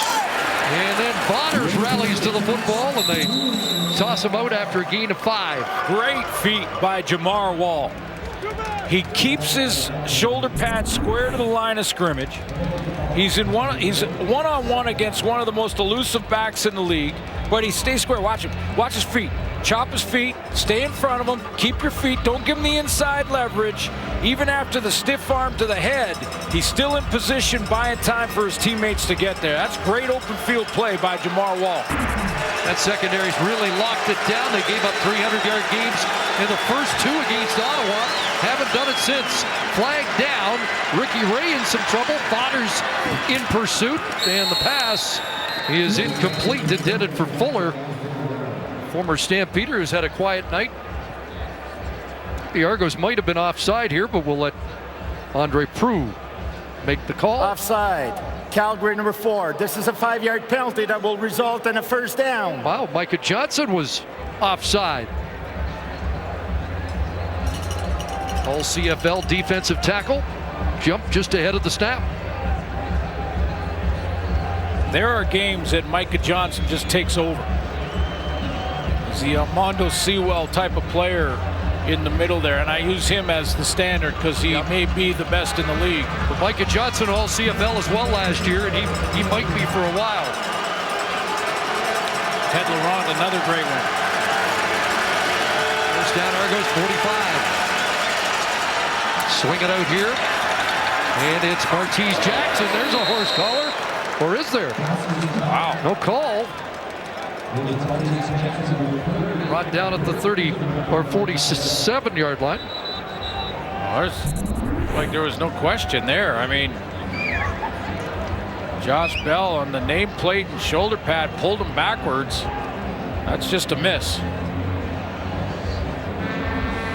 And somewhere watching is Wally Watto upset after one that he thought was contentious called against Craig Rowe last week. Bonners injured on this play. Yeah, 2 games ago, and Coach Buono was still upset. I in the game against Calgary. Yeah, and I still think that was a horse collar. And you think that one was too? Absolutely. Well, while Bonners gets attention, we will step aside and be right back. What makes a Capit Jeep? Bumpers, lift kit, tires and wheels, fender flares, everything you need for your Jeep. Because life's an adventure. There's a Capit near you where we install everything we sell. Capit.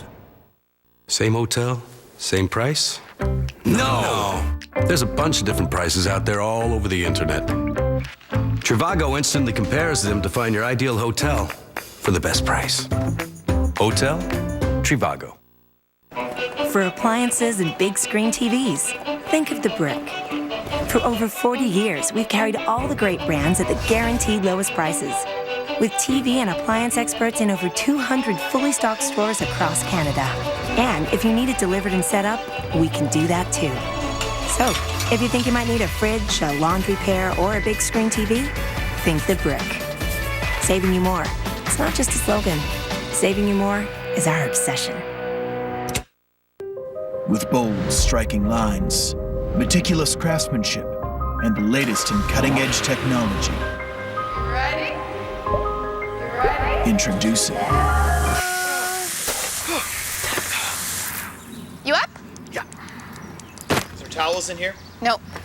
Only 4 more hours to go. Only 4 more hours, huh? Yeah. The all-new Rio. It's everything you didn't expect and so much more. Watch Canada's #1 newscast with Lisa Laflamme, weeknights at 11. James Waters helped to the sidelines. Michael Kashak back in on defensive end in his spot. And a gain of about 1.5 yards. Call it 2nd and 9. Ray stands in, throws, and Whitaker makes the catch. What a catch by Brandon Whitaker to keep the Argo offense on the field and into Calgary territory. Great catch, and Ricky Ray had to throw it outside because of the coverage. Here's the route here, and it's Brandon Whitaker one-on-one on Jameer Thurman, the linebacker. That's the matchup that Ray wanted, and he's won the route, but he wants to throw it outside leverage to not let Thurman get back involved with this play. So Whitaker has to make a tough catch, and he comes up with it.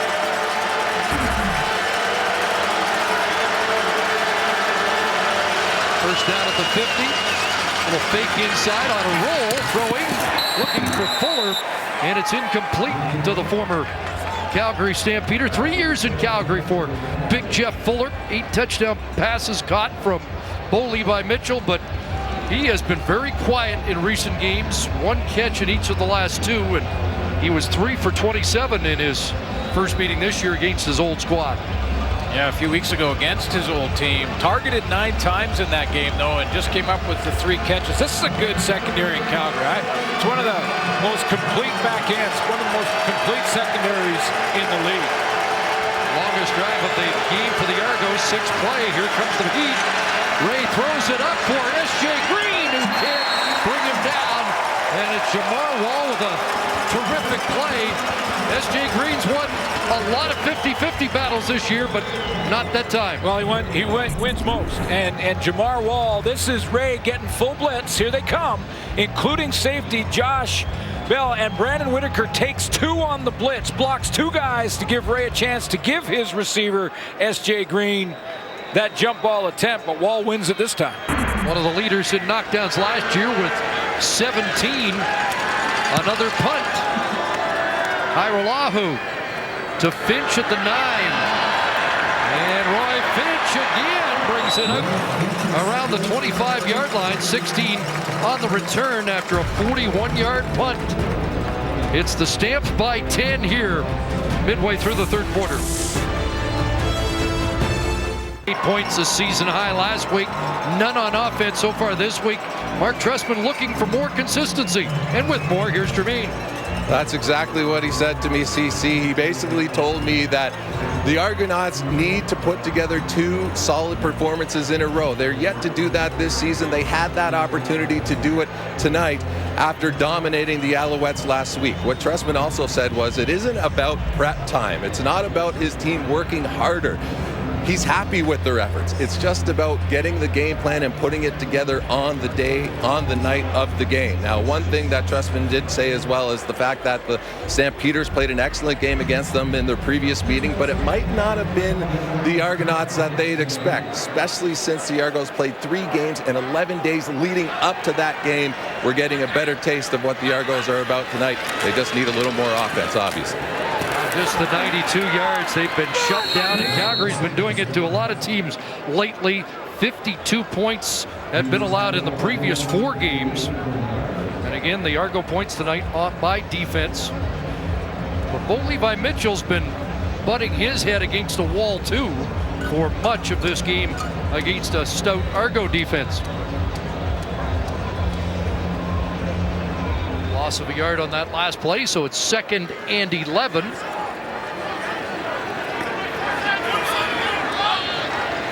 Calgary's been over 30 points 4 times, have not been held under 20 in a game this season. That throw is money and a first down.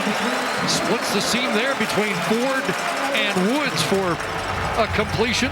Yeah, Roy Finch in the backfield for Messam on that second and long, and comes out of the backfield. Looks like he's going to run a flat route right straight to the sideline, and then he cuts right down the middle in between those two players you mentioned. Takes a big hit, but gets involved in the offense now. So Finch back to the sidelines after delivering a first down catch. Up to the Calgary 39. Messam to the right side. Has some room to rumble into the second level. And finally cut down by Ford at the Argo 47-yard line. But the biggest run of the night for Jerome Messam is 25 yards. Yeah, and this guy right here is why it happened. That's Spencer Wilson playing in all those spots, and then he gets inside leverage on Sean Lemon and opens it up. And now it's all Jerome Messam down a huge run lane. That's just the third run over 20 yards that the Toronto Argonauts have given up all season on defense. Big block out there by Spencer Wilson.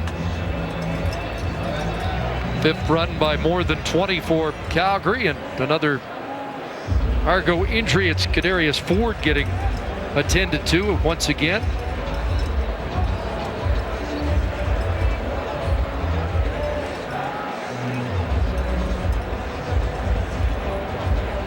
With that carry, Messam's numbers improved dramatically. Now 10 for 41 on the night, but held in check for the most part until that last carry.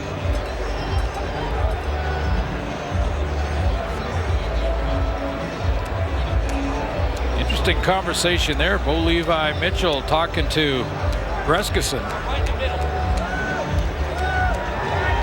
13 consecutive wins at home for Calgary, 20 of their last 21, 40 of their last 44 at home, and 7 straight against the Argos. It's a time when the Argos played Calgary tough before that 7-game run. Toronto had won 6 of 7 against very good Calgary teams. 10-point lead here in the late stages of the third quarter. Back to Messam, trying to get outside to the far side of the field and tracked down by the Bear. And Messam shaken up. Well, Bear Woods does about 4 things here. He shows blitz, first of all. He's going to show blitz. Then he's going to back out. Then he's going to take that gap right there, and then he's going to fly outside and run down Jerome Messam, basically from behind. Little show blitz, then he takes one gap, then he scrapes to the outside. Now he's in a foot race, and he gets there and makes a nice tackle around the waist on Jerome Messam. Woods had 9 tackles against Calgary the first meeting. That's his 4th of the night. Loss of 1, 2nd and 11. They empty it out, pressure on. And that inside screen to McDaniel. Down to the 39-yard line. He's going to be a couple short. And the field goal unit will come on. Just some sound fundamentals, though, from Bo Levi Mitchell to influence the defense with a subtle look to his right. Watch how he takes this now. And he wants to just make the defense and Bear Woods. See how he looks this side? He's trying to get them now to flow that way a little bit and then pop it over there to Marquay McDaniel. And maybe McDaniel can make one guy miss, but that guy happened to be Bear Woods, and you don't make him miss very often. Well, they're going to leave the offense out here on 3rd and 2.5. Andrew Buckley, or no, check that, Bo Levi Mitchell stays in. With Finch in the backfield. They fake to Finch, they send it to McDaniel, and he's got more than enough for the first down. And Dave Dickinson at his creative best. It's great play calling. I mean, they bring Roy Finch in the backfield. There's a little play action, and Marquay just comes out the other side. I mean, they bring Finch in, and they run him the ball. And now the defense is sinking, including Bear Woods. Well, if they're going to have Finch in there, they're probably going to give him the football. So he bites up in that, and then Cassius Vaughn cuts under a block and gives the edge to McDaniel. Needed 3, got 12 and a first down to the 26. Throws out into the flat, and Breskuson's got the catch, gets escorted out of bounds. And has 8 more. By the way, that's a rule change I'd like to propose, is that stiff arm to the face of a defender from a ball carrier. If defenders and O-linemen can't put their hands in the face of an oncoming rusher or in a tackle, then neither should an offensive player with the ball. I think that's a player's safety just as much as an offensive lineman on a defensive lineman to the head. I know the stiff arm is kind of cool for that pitcher, you know, in that I your can player hear card. Nick Lewis objecting, but I hear you. And on second down, carried by Messam. Let's see what should be close to the first down. Nick Lewis doesn't need the stiff arm. Nick Lewis just hurdles guys. He just jumps right over top of them. All 235 pounds of them.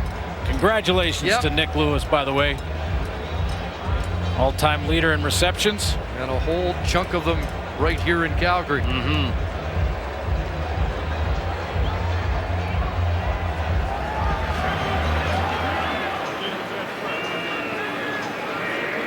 Well, first down.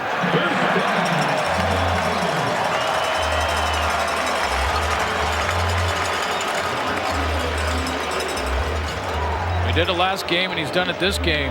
Argos and their fans are hoping Cassius Vaughn makes another play down here inside the red zone. Yeah, they are getting worn down by this Calgary attack. Another extended drive. By the way, the Cassius Vaughn return, the longest play of the season at 115 yards. First down, Mitchell throwing into the end zone. Wants McDaniel incomplete. Brandon Harris in coverage.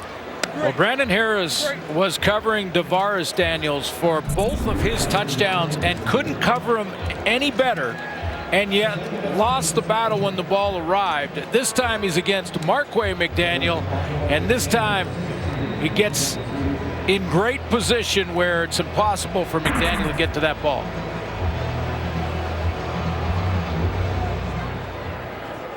Former All-American at Miami, a second-round pick in the NFL, 3 years with Houston. Final minute, 10th play of the drive. Mitchell throwing, and the ball short hops. Looked like it was on the turf as Daniels turned to look for it. I think Bo Levi Mitchell wanted Daniels to come out of his break about a step and a half earlier. The precision in offense, you cannot fudge it any way. I mean, if the route is called at 10 and that's the route, then you got to break it there. If you go to here, the timing is off, the throw is off, because Bo Levi Mitchell throws this before he comes out of his break. Sees he's turning out of his break. If he breaks it off 2-3 yards short, and I'm not blaming the receiver because maybe it was just the throw. But boy, it's got to be precise, as you heard from Henry Burris at halftime. You hear about them hitting landmarks, and Paredes hits the field goal that makes it a 20-7 lead. Well, Bo Levi Mitchell's over 300 yards. Seen indications that the arm feels good, and sometimes when it still hurts. But Dave Dickinson thinks he's being upfront and honest about his status. Had a good week of practice. He made all the throws. I liked what he did. Answered the questions honestly. He's not telling people one thing and then behind the scenes telling us something else. He'll be ready to go, and I'm expecting him to have a good game. If we're going to win, he has to play well. And he's done that. Over 300 for the first time in 5 starts. Would probably like the last couple of plays back. Now Ricky Ray needs to get things going.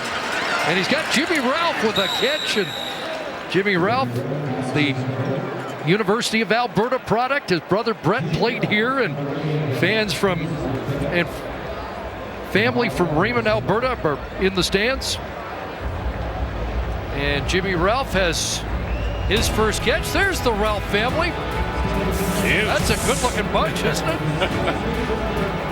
And they're cheering Dad after that catch at the end of 3 quarters.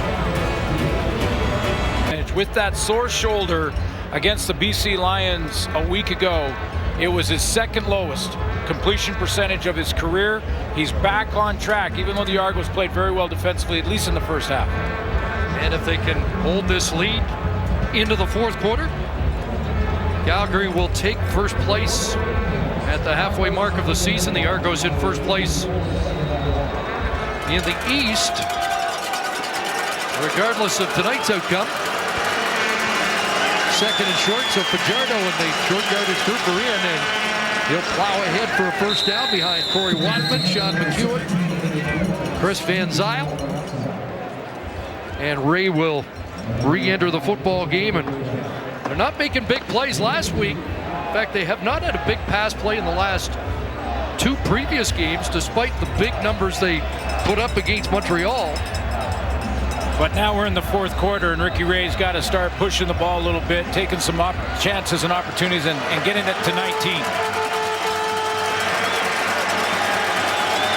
First down, Argo 46. Here they come. Short drop, and Green makes the catch. What a snare. That looked like Alan Pitts from about, the early 90s when he used to make that a routine play here in Calgary. Well, he shows you the catch radius. It's not always up above his head and above the defender's head. I mean, S.J. Green's got that same catch radius low, around below his knees, and out to the side like that over the middle where he just snagged it. But getting it to 19's got to be the key here. Just his second catch of the night. 11 yards into Calgary territory. And a little counter play. Whitaker's got a little room up the middle and drives his way to the Stampeder 46. So a 7-yard pickup for Brandon Whitaker. That's his longest run of the night. Came in number 7 in rushing. Close to 3,000 receiving in his career and over 5,300 running the football. And a great blocker. Outstanding blocker in the passing game. 4 receivers wide side. Here comes the heat. Ray escapes, gets it down the field, and there's a drop. And that has not happened very often this season or in his 11-year career. S.J. Green puts one. Oh, and he's upset with it, obviously. Yeah, because you don't see it very often, and you don't see it on 2nd down to move the chains. That was not only to get another set of downs for the Argos in a crucial situation, but also get him in field goal range. Argos are staying on the field. 3rd and 3. Calgary converted on the same distance on their last series. Flag comes down. Pass is caught.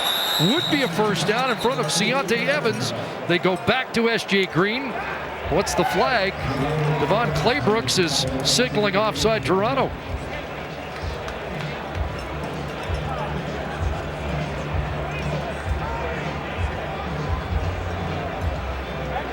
Offside. Toronto, number 85. This is a 5-yard penalty. It remains 3rd down. Devere Posey offside, and now the punt team will come on. Costly penalty. You know, I think Mark Trestman's group, the Toronto Argonauts, who won their last one, lost the previous 3 in a row, but went win-loss out of the gate to start the season. They're becoming a good football team as the season goes on. The Calgary Stampeders are a good football team now that doesn't beat themselves. Every now and then, Toronto will beat themselves. Too many penalties. Finch bumped out by Tuggle. But a frustrating mistake there after converting on 3rd down. Been that kind of night for the offensive guru of the Argos.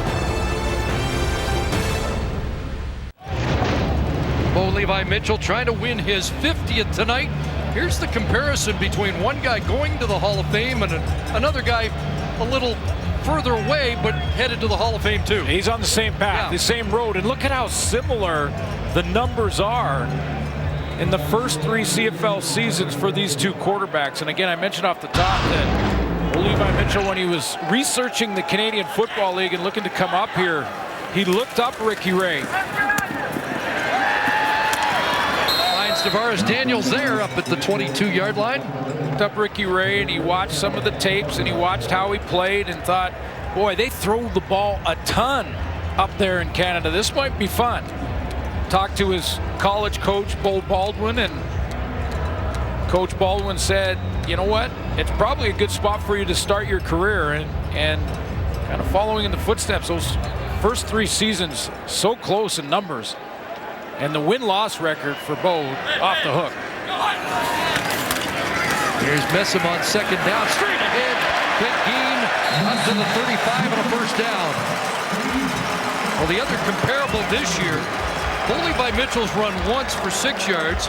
Ricky Ray way more, 3 for 14. They leave it to guys like Jerome Messam. Yeah, just give it to the 260-pound running back who's also playing a little banged up tonight and gutting it out.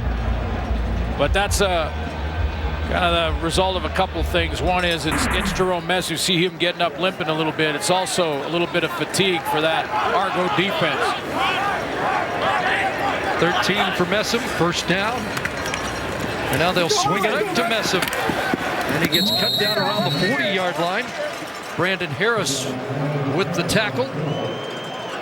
You know, part of this is Dave Dickinson and the way he puts together a game plan, the way he prepares his football team. I mean, Dave Dickinson is nothing but a winner and has been his entire time here in the Canadian Football League at the pro level. Whether he was a player, assistant coach, or a head coach, he has never had or been involved with a losing season and is a 4-time Grey Cup champion. He put together a game plan tonight that suited his quarterback with his injury situation. Eaton was coming there and enforced the throw incomplete, intended for McDaniel, and the Stampeders will have to kick. But he's kicking the dirt after that miss, but this has been a much better performance than last week, don't you think? Oh, absolutely. Yeah, that was a game that they won ugly, and Dickinson after the game he didn't boo the win or the home run. He just said, listen, hey, never gonna get down on you for a win, but we've got work to do. And they went back to the drawing board and came up with a great game plan. Tonight it's been winning hard fought. Martese Jackson across the 32-yard line before he gets hit out of bounds. 9:41 left. It's a 13-point Calgary lead. Still time for a guy like Ricky Ray. Put him on a neg list. Hand off to Whitaker up to the 21-yard line. There was a holding penalty on the last punt that brought the Argos back 10 yards. Justin Herdman got flagged. By the way, the Stampeders, who had 15 penalties for 150 last week, 5 for 35 now, back to their normal discipline play. Yeah, they're good in that regard. And the Argos are on the other side of that ledger. 8th in the league in penalties. 2nd and 5, Ray stands in, but that is batted down, and there's been a few of those tonight. This one from Junior Turner.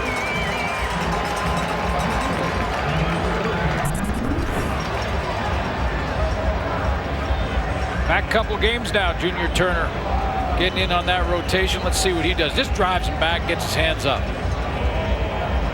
Corey Watman roller skates a little bit there. Argos have had the football 10 times tonight. This the 10th punt from Liram Hiralahu. Finch fields it right at the Calgary 40. Dances, flag comes down, and he is dropped at the 43-yard line. That's Robert Woodson on the tackle. We'll sort out the flag when we come back with 8:28 on the clock. series offensively for the Argos, 10 punts. Their only score on an interception return for a touchdown. You get the feeling if they're going to come back in this game, or at least get back into it, they're going to need another score from their defense.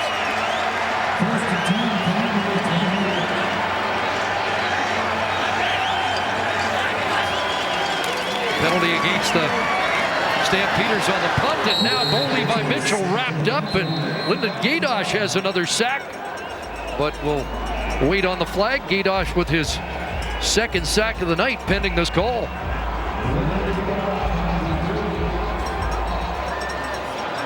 Trying to get it back in the Argos' hands as quickly as possible. Bear Woods made that play, even though he was nowhere near Bo Levi Mitchell.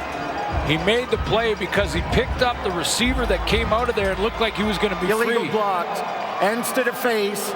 Calgary number 65. That penalty's declined. Second down.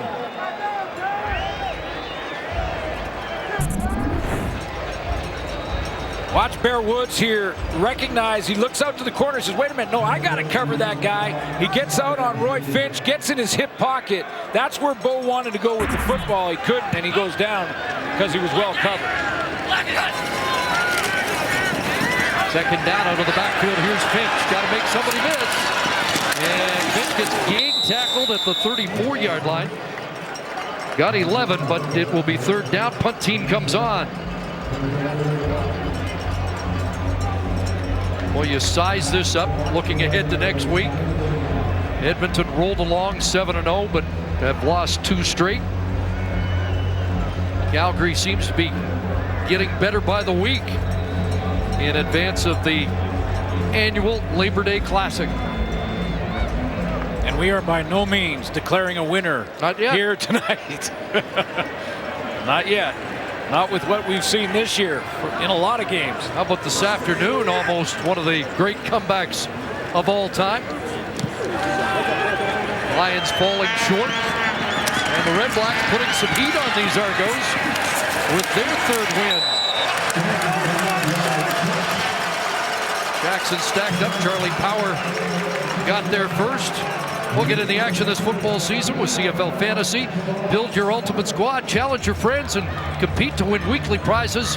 Go to tsn.ca/CFL Fantasy to sign up. Got to be go time now for Ricky Ray,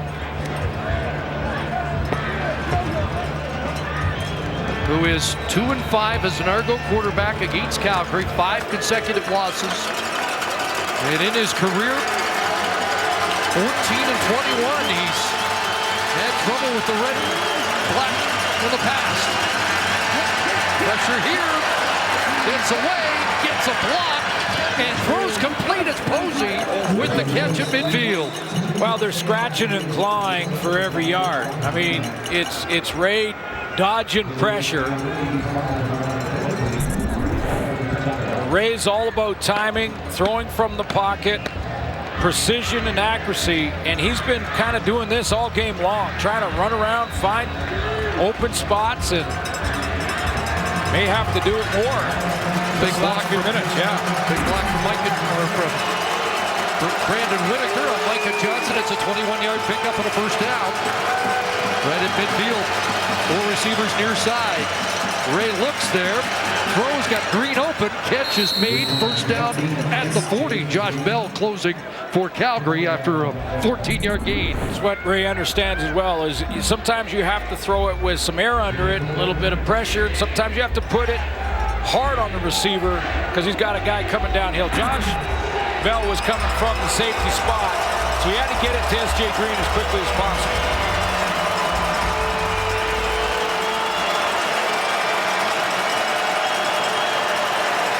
McMahon gets loud in support of the defense. Ray can't find anybody on that side. Rolling the other way. Here comes Shaq Richardson, and Ray has to throw it to the sidelines, incomplete. Boy, Shaq Richardson closed in a hurry. It's almost like he was spying here and trying to just make sure that Ray didn't escape or scramble. And when he did scramble, that's when he trapped the guys. He just spying the quarterback, dropping, and now the race is on. He just closes quickly.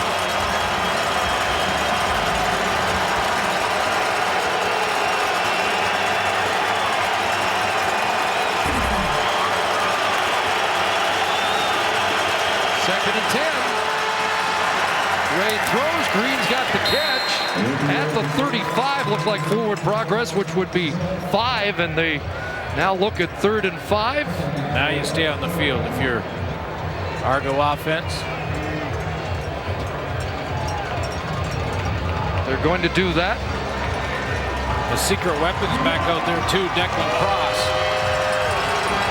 You could make an argument. It might not be a strong one to get 3 because you still have time for a few more possessions, but against this Calgary defense, you better stay on the field and get it now. 3rd and 5, if you can. Pulls that down. Is he going to take off? Underneath, it's going to be short, even if it's caught. Fuller, not sure he's got it. Doesn't matter. And Mark Trestman shakes his head in dismay. Well, the game is won and lost in the trenches, and Calgary continues to play the way they played tonight. They've won the battle in the trenches. Ray's just never been comfortable, never been throughout this game, throwing on time from the pocket. He's on the run, he's scrambling, he's almost running for his life and his safety and just trying to find something. They've dialed it up defensively. First takeaway for Devon Claybrook's defense. The turnovers one apiece now. With under 4 minutes to go. Messam time. Spins off first contact to the 35 and has close to 3. Get noticed like a pro in the 2017 GMC Sierra Elevation Edition.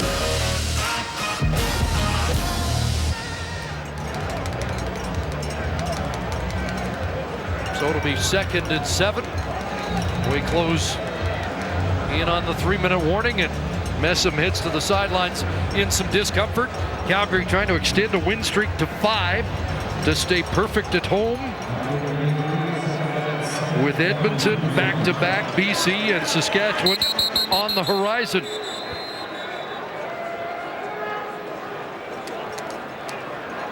Three Canadian receivers out there. Calgary. And when Messam came to the sideline, they put Roy Finch out, and I'm not sure they had the personnel grouping they wanted.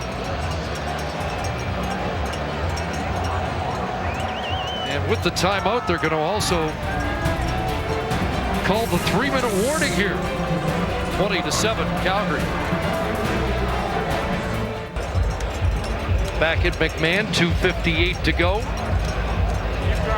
Calgary called a timeout. They also called the 3-minute warning, and in a 1-score game, that might be controversial because that's a chance to stop the clock for the team trailing one time that they might need. So we'll see if that becomes an issue. They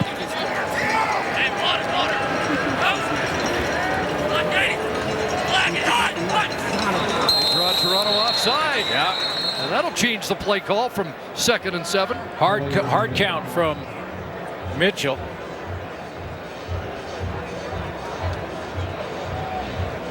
There's that big second hut there that draws him offside. Seems to be some discussion as if Calgary might have flinched first. Spencer Wilson's heated up. This is where the new video official helps the offside and procedure calls and to determine. He's watching video right now and communicating in real time with Andre Proulx.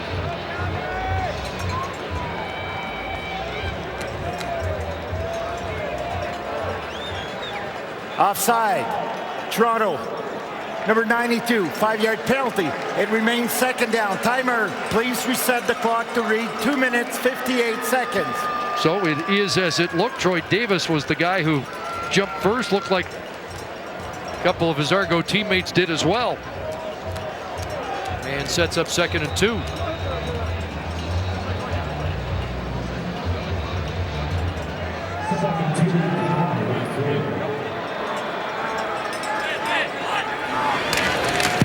They hand off to Finch, and he should have it. Bear Woods the tackle and adds to his total, but that keeps the Stampeders offense on the field.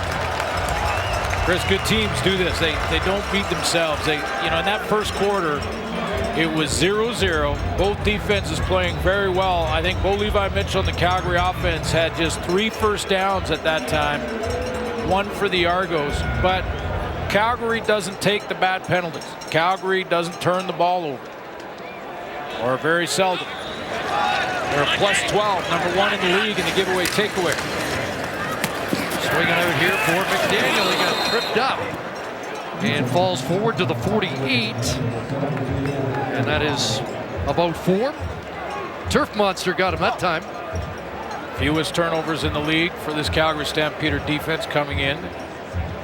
And 3rd in the league, just behind the top teams in penalties taken. Taking care of the details, understanding your assignment, executing your job first. You gotta go. 2nd and 6. Argos look for a stop. They send the blitz. Pass is complete. McDaniel with the grab, and he's down to the 28-yard line. Huge gain for Parkway McDaniel. And at the end of the play, Cassius Vaughn looks like he's shaken up.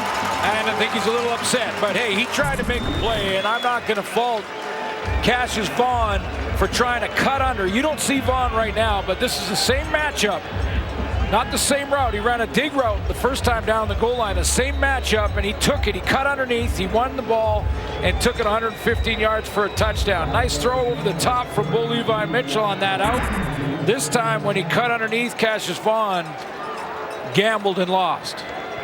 The 32-yard connection, 383 on the night for Bo Levi Mitchell. That's his season high, and Messam time, he gets drilled by Dylan Wynn down at the 25.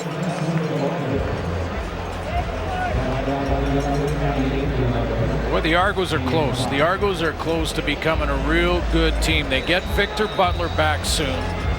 Coming into this week, still leading the league in sacks with 7 and missed 4 games. Mark Trestman will get a lot of his injured players. He might not get Anthony Coombs, and they missed Anthony Coombs on offense here tonight. 2nd and 5.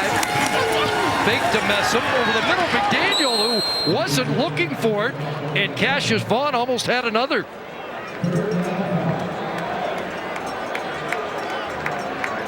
Boy, I'm not sure how Cassius Vaughn didn't just drops back into the middle, and he's reading. Just a little late out of his break, or he's taking another one almost the same spot. Didn't look like McDaniel and Mitchell were on the same page on that play, and that's a rarity. So Paredes from 32 out. And it's a 16-point Calgary lead. The Nissan Titan Player of the Game is brought to you by the Nissan Titan, official vehicle of the Canadian Football League. Honorable mention to DeVaris Daniels, who had 2 touchdowns tonight, but Bo Levi Mitchell, after coming off his 2nd lowest completion percentage game of his career in BC last week, is at 76% tonight, gets back in the 300-yard club, 383 passing, couple of touchdowns. I'm giving it to Bo tonight. He's playing with a bad shoulder.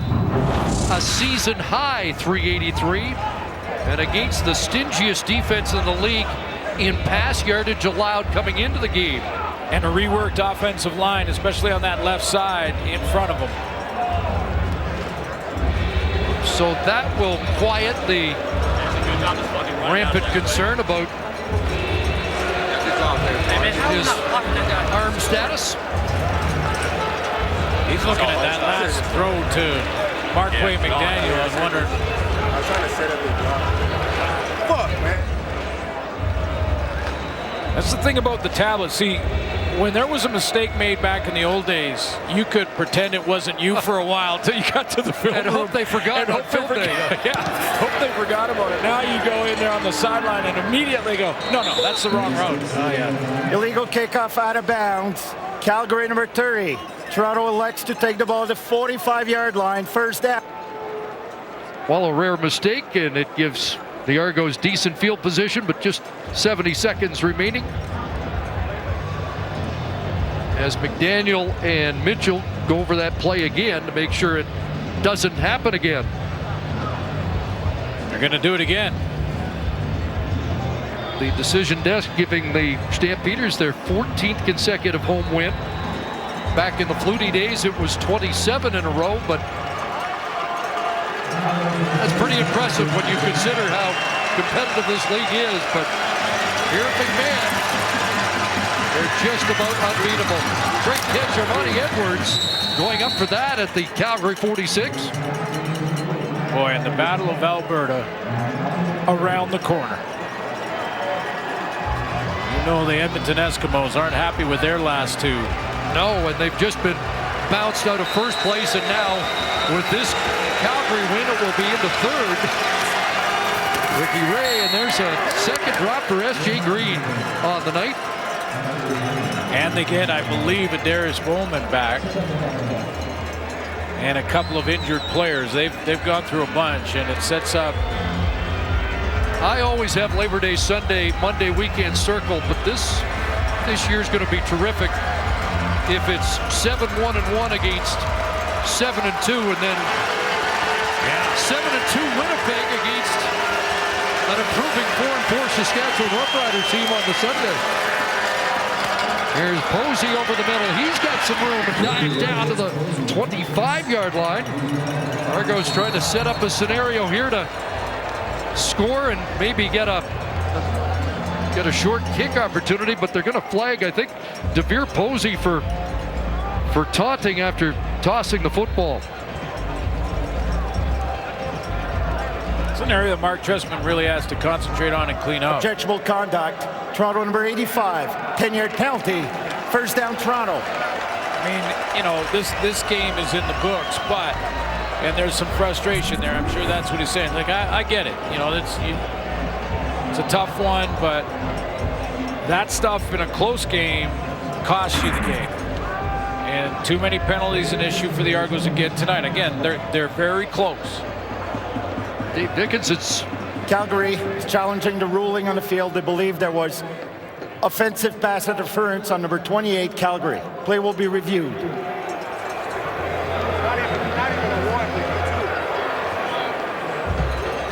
So Dave Dickinson not agreeing with the decision desk. This is over. Well, and he's going to grind for 60 full minutes. I think he's saying, don't give him an inch. Don't give him.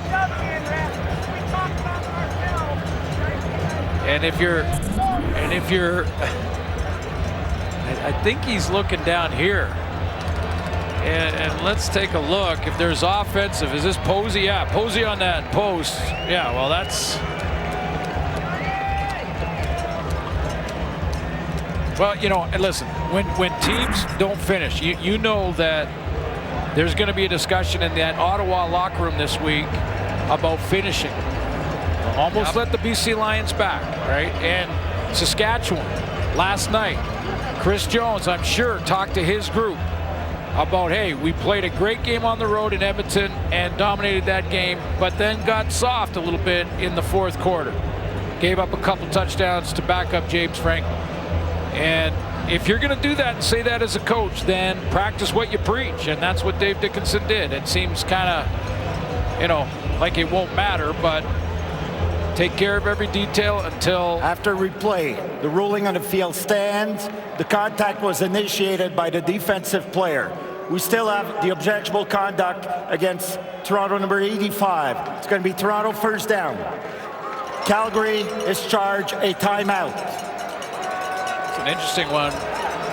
Although if it was contact beyond 5, I didn't actually check that. If it was beyond 5 yards and Brandon Smith stopped to try and sit there and catch Posey, then it is on defense. First to 20, Ray from the pocket for the sideline, and Posey's got that catch and quickly throws it to the official. Our producer John Hines saying it was past 5 yards, so correct call made by the officials, but Posey got the penalty after the whistle.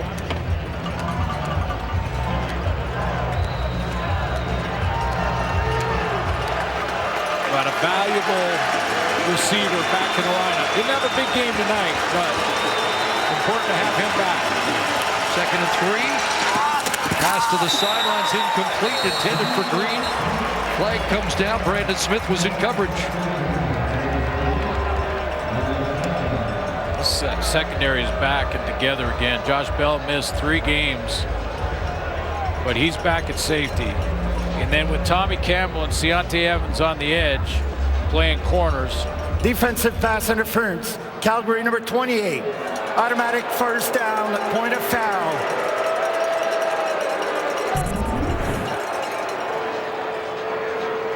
It's going to be the out route.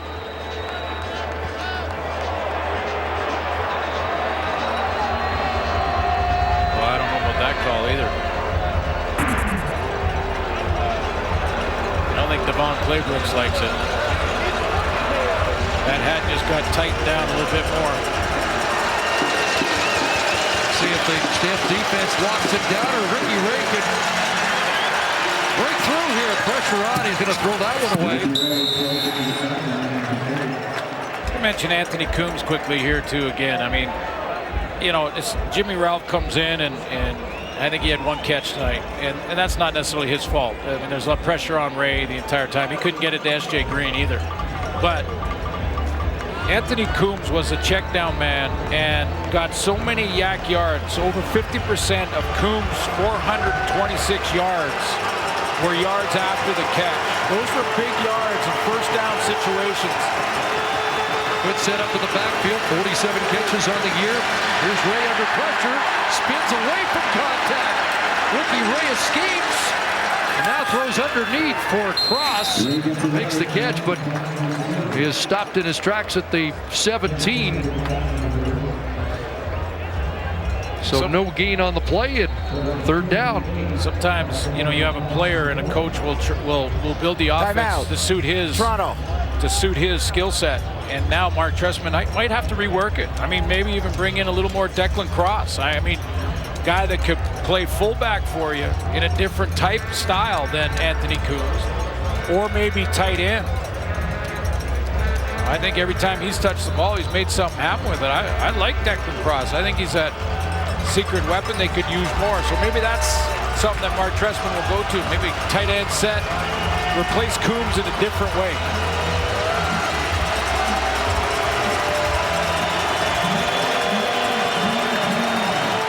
10, the Stampeders have pitched a shutout on defense. Ricky Ray trying to change it here. Ray throwing into the end zone. It's a jump and an incomplete pass intended for S.J. Green. And no flag there on tight coverage in the end zone.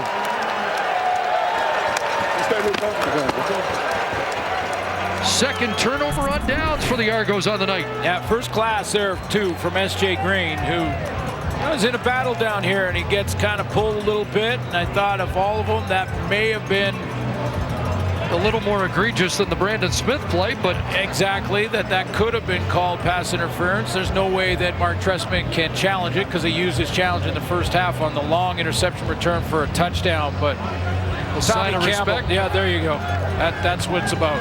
You know, you go and battle for 60 minutes, and you respect the opponent.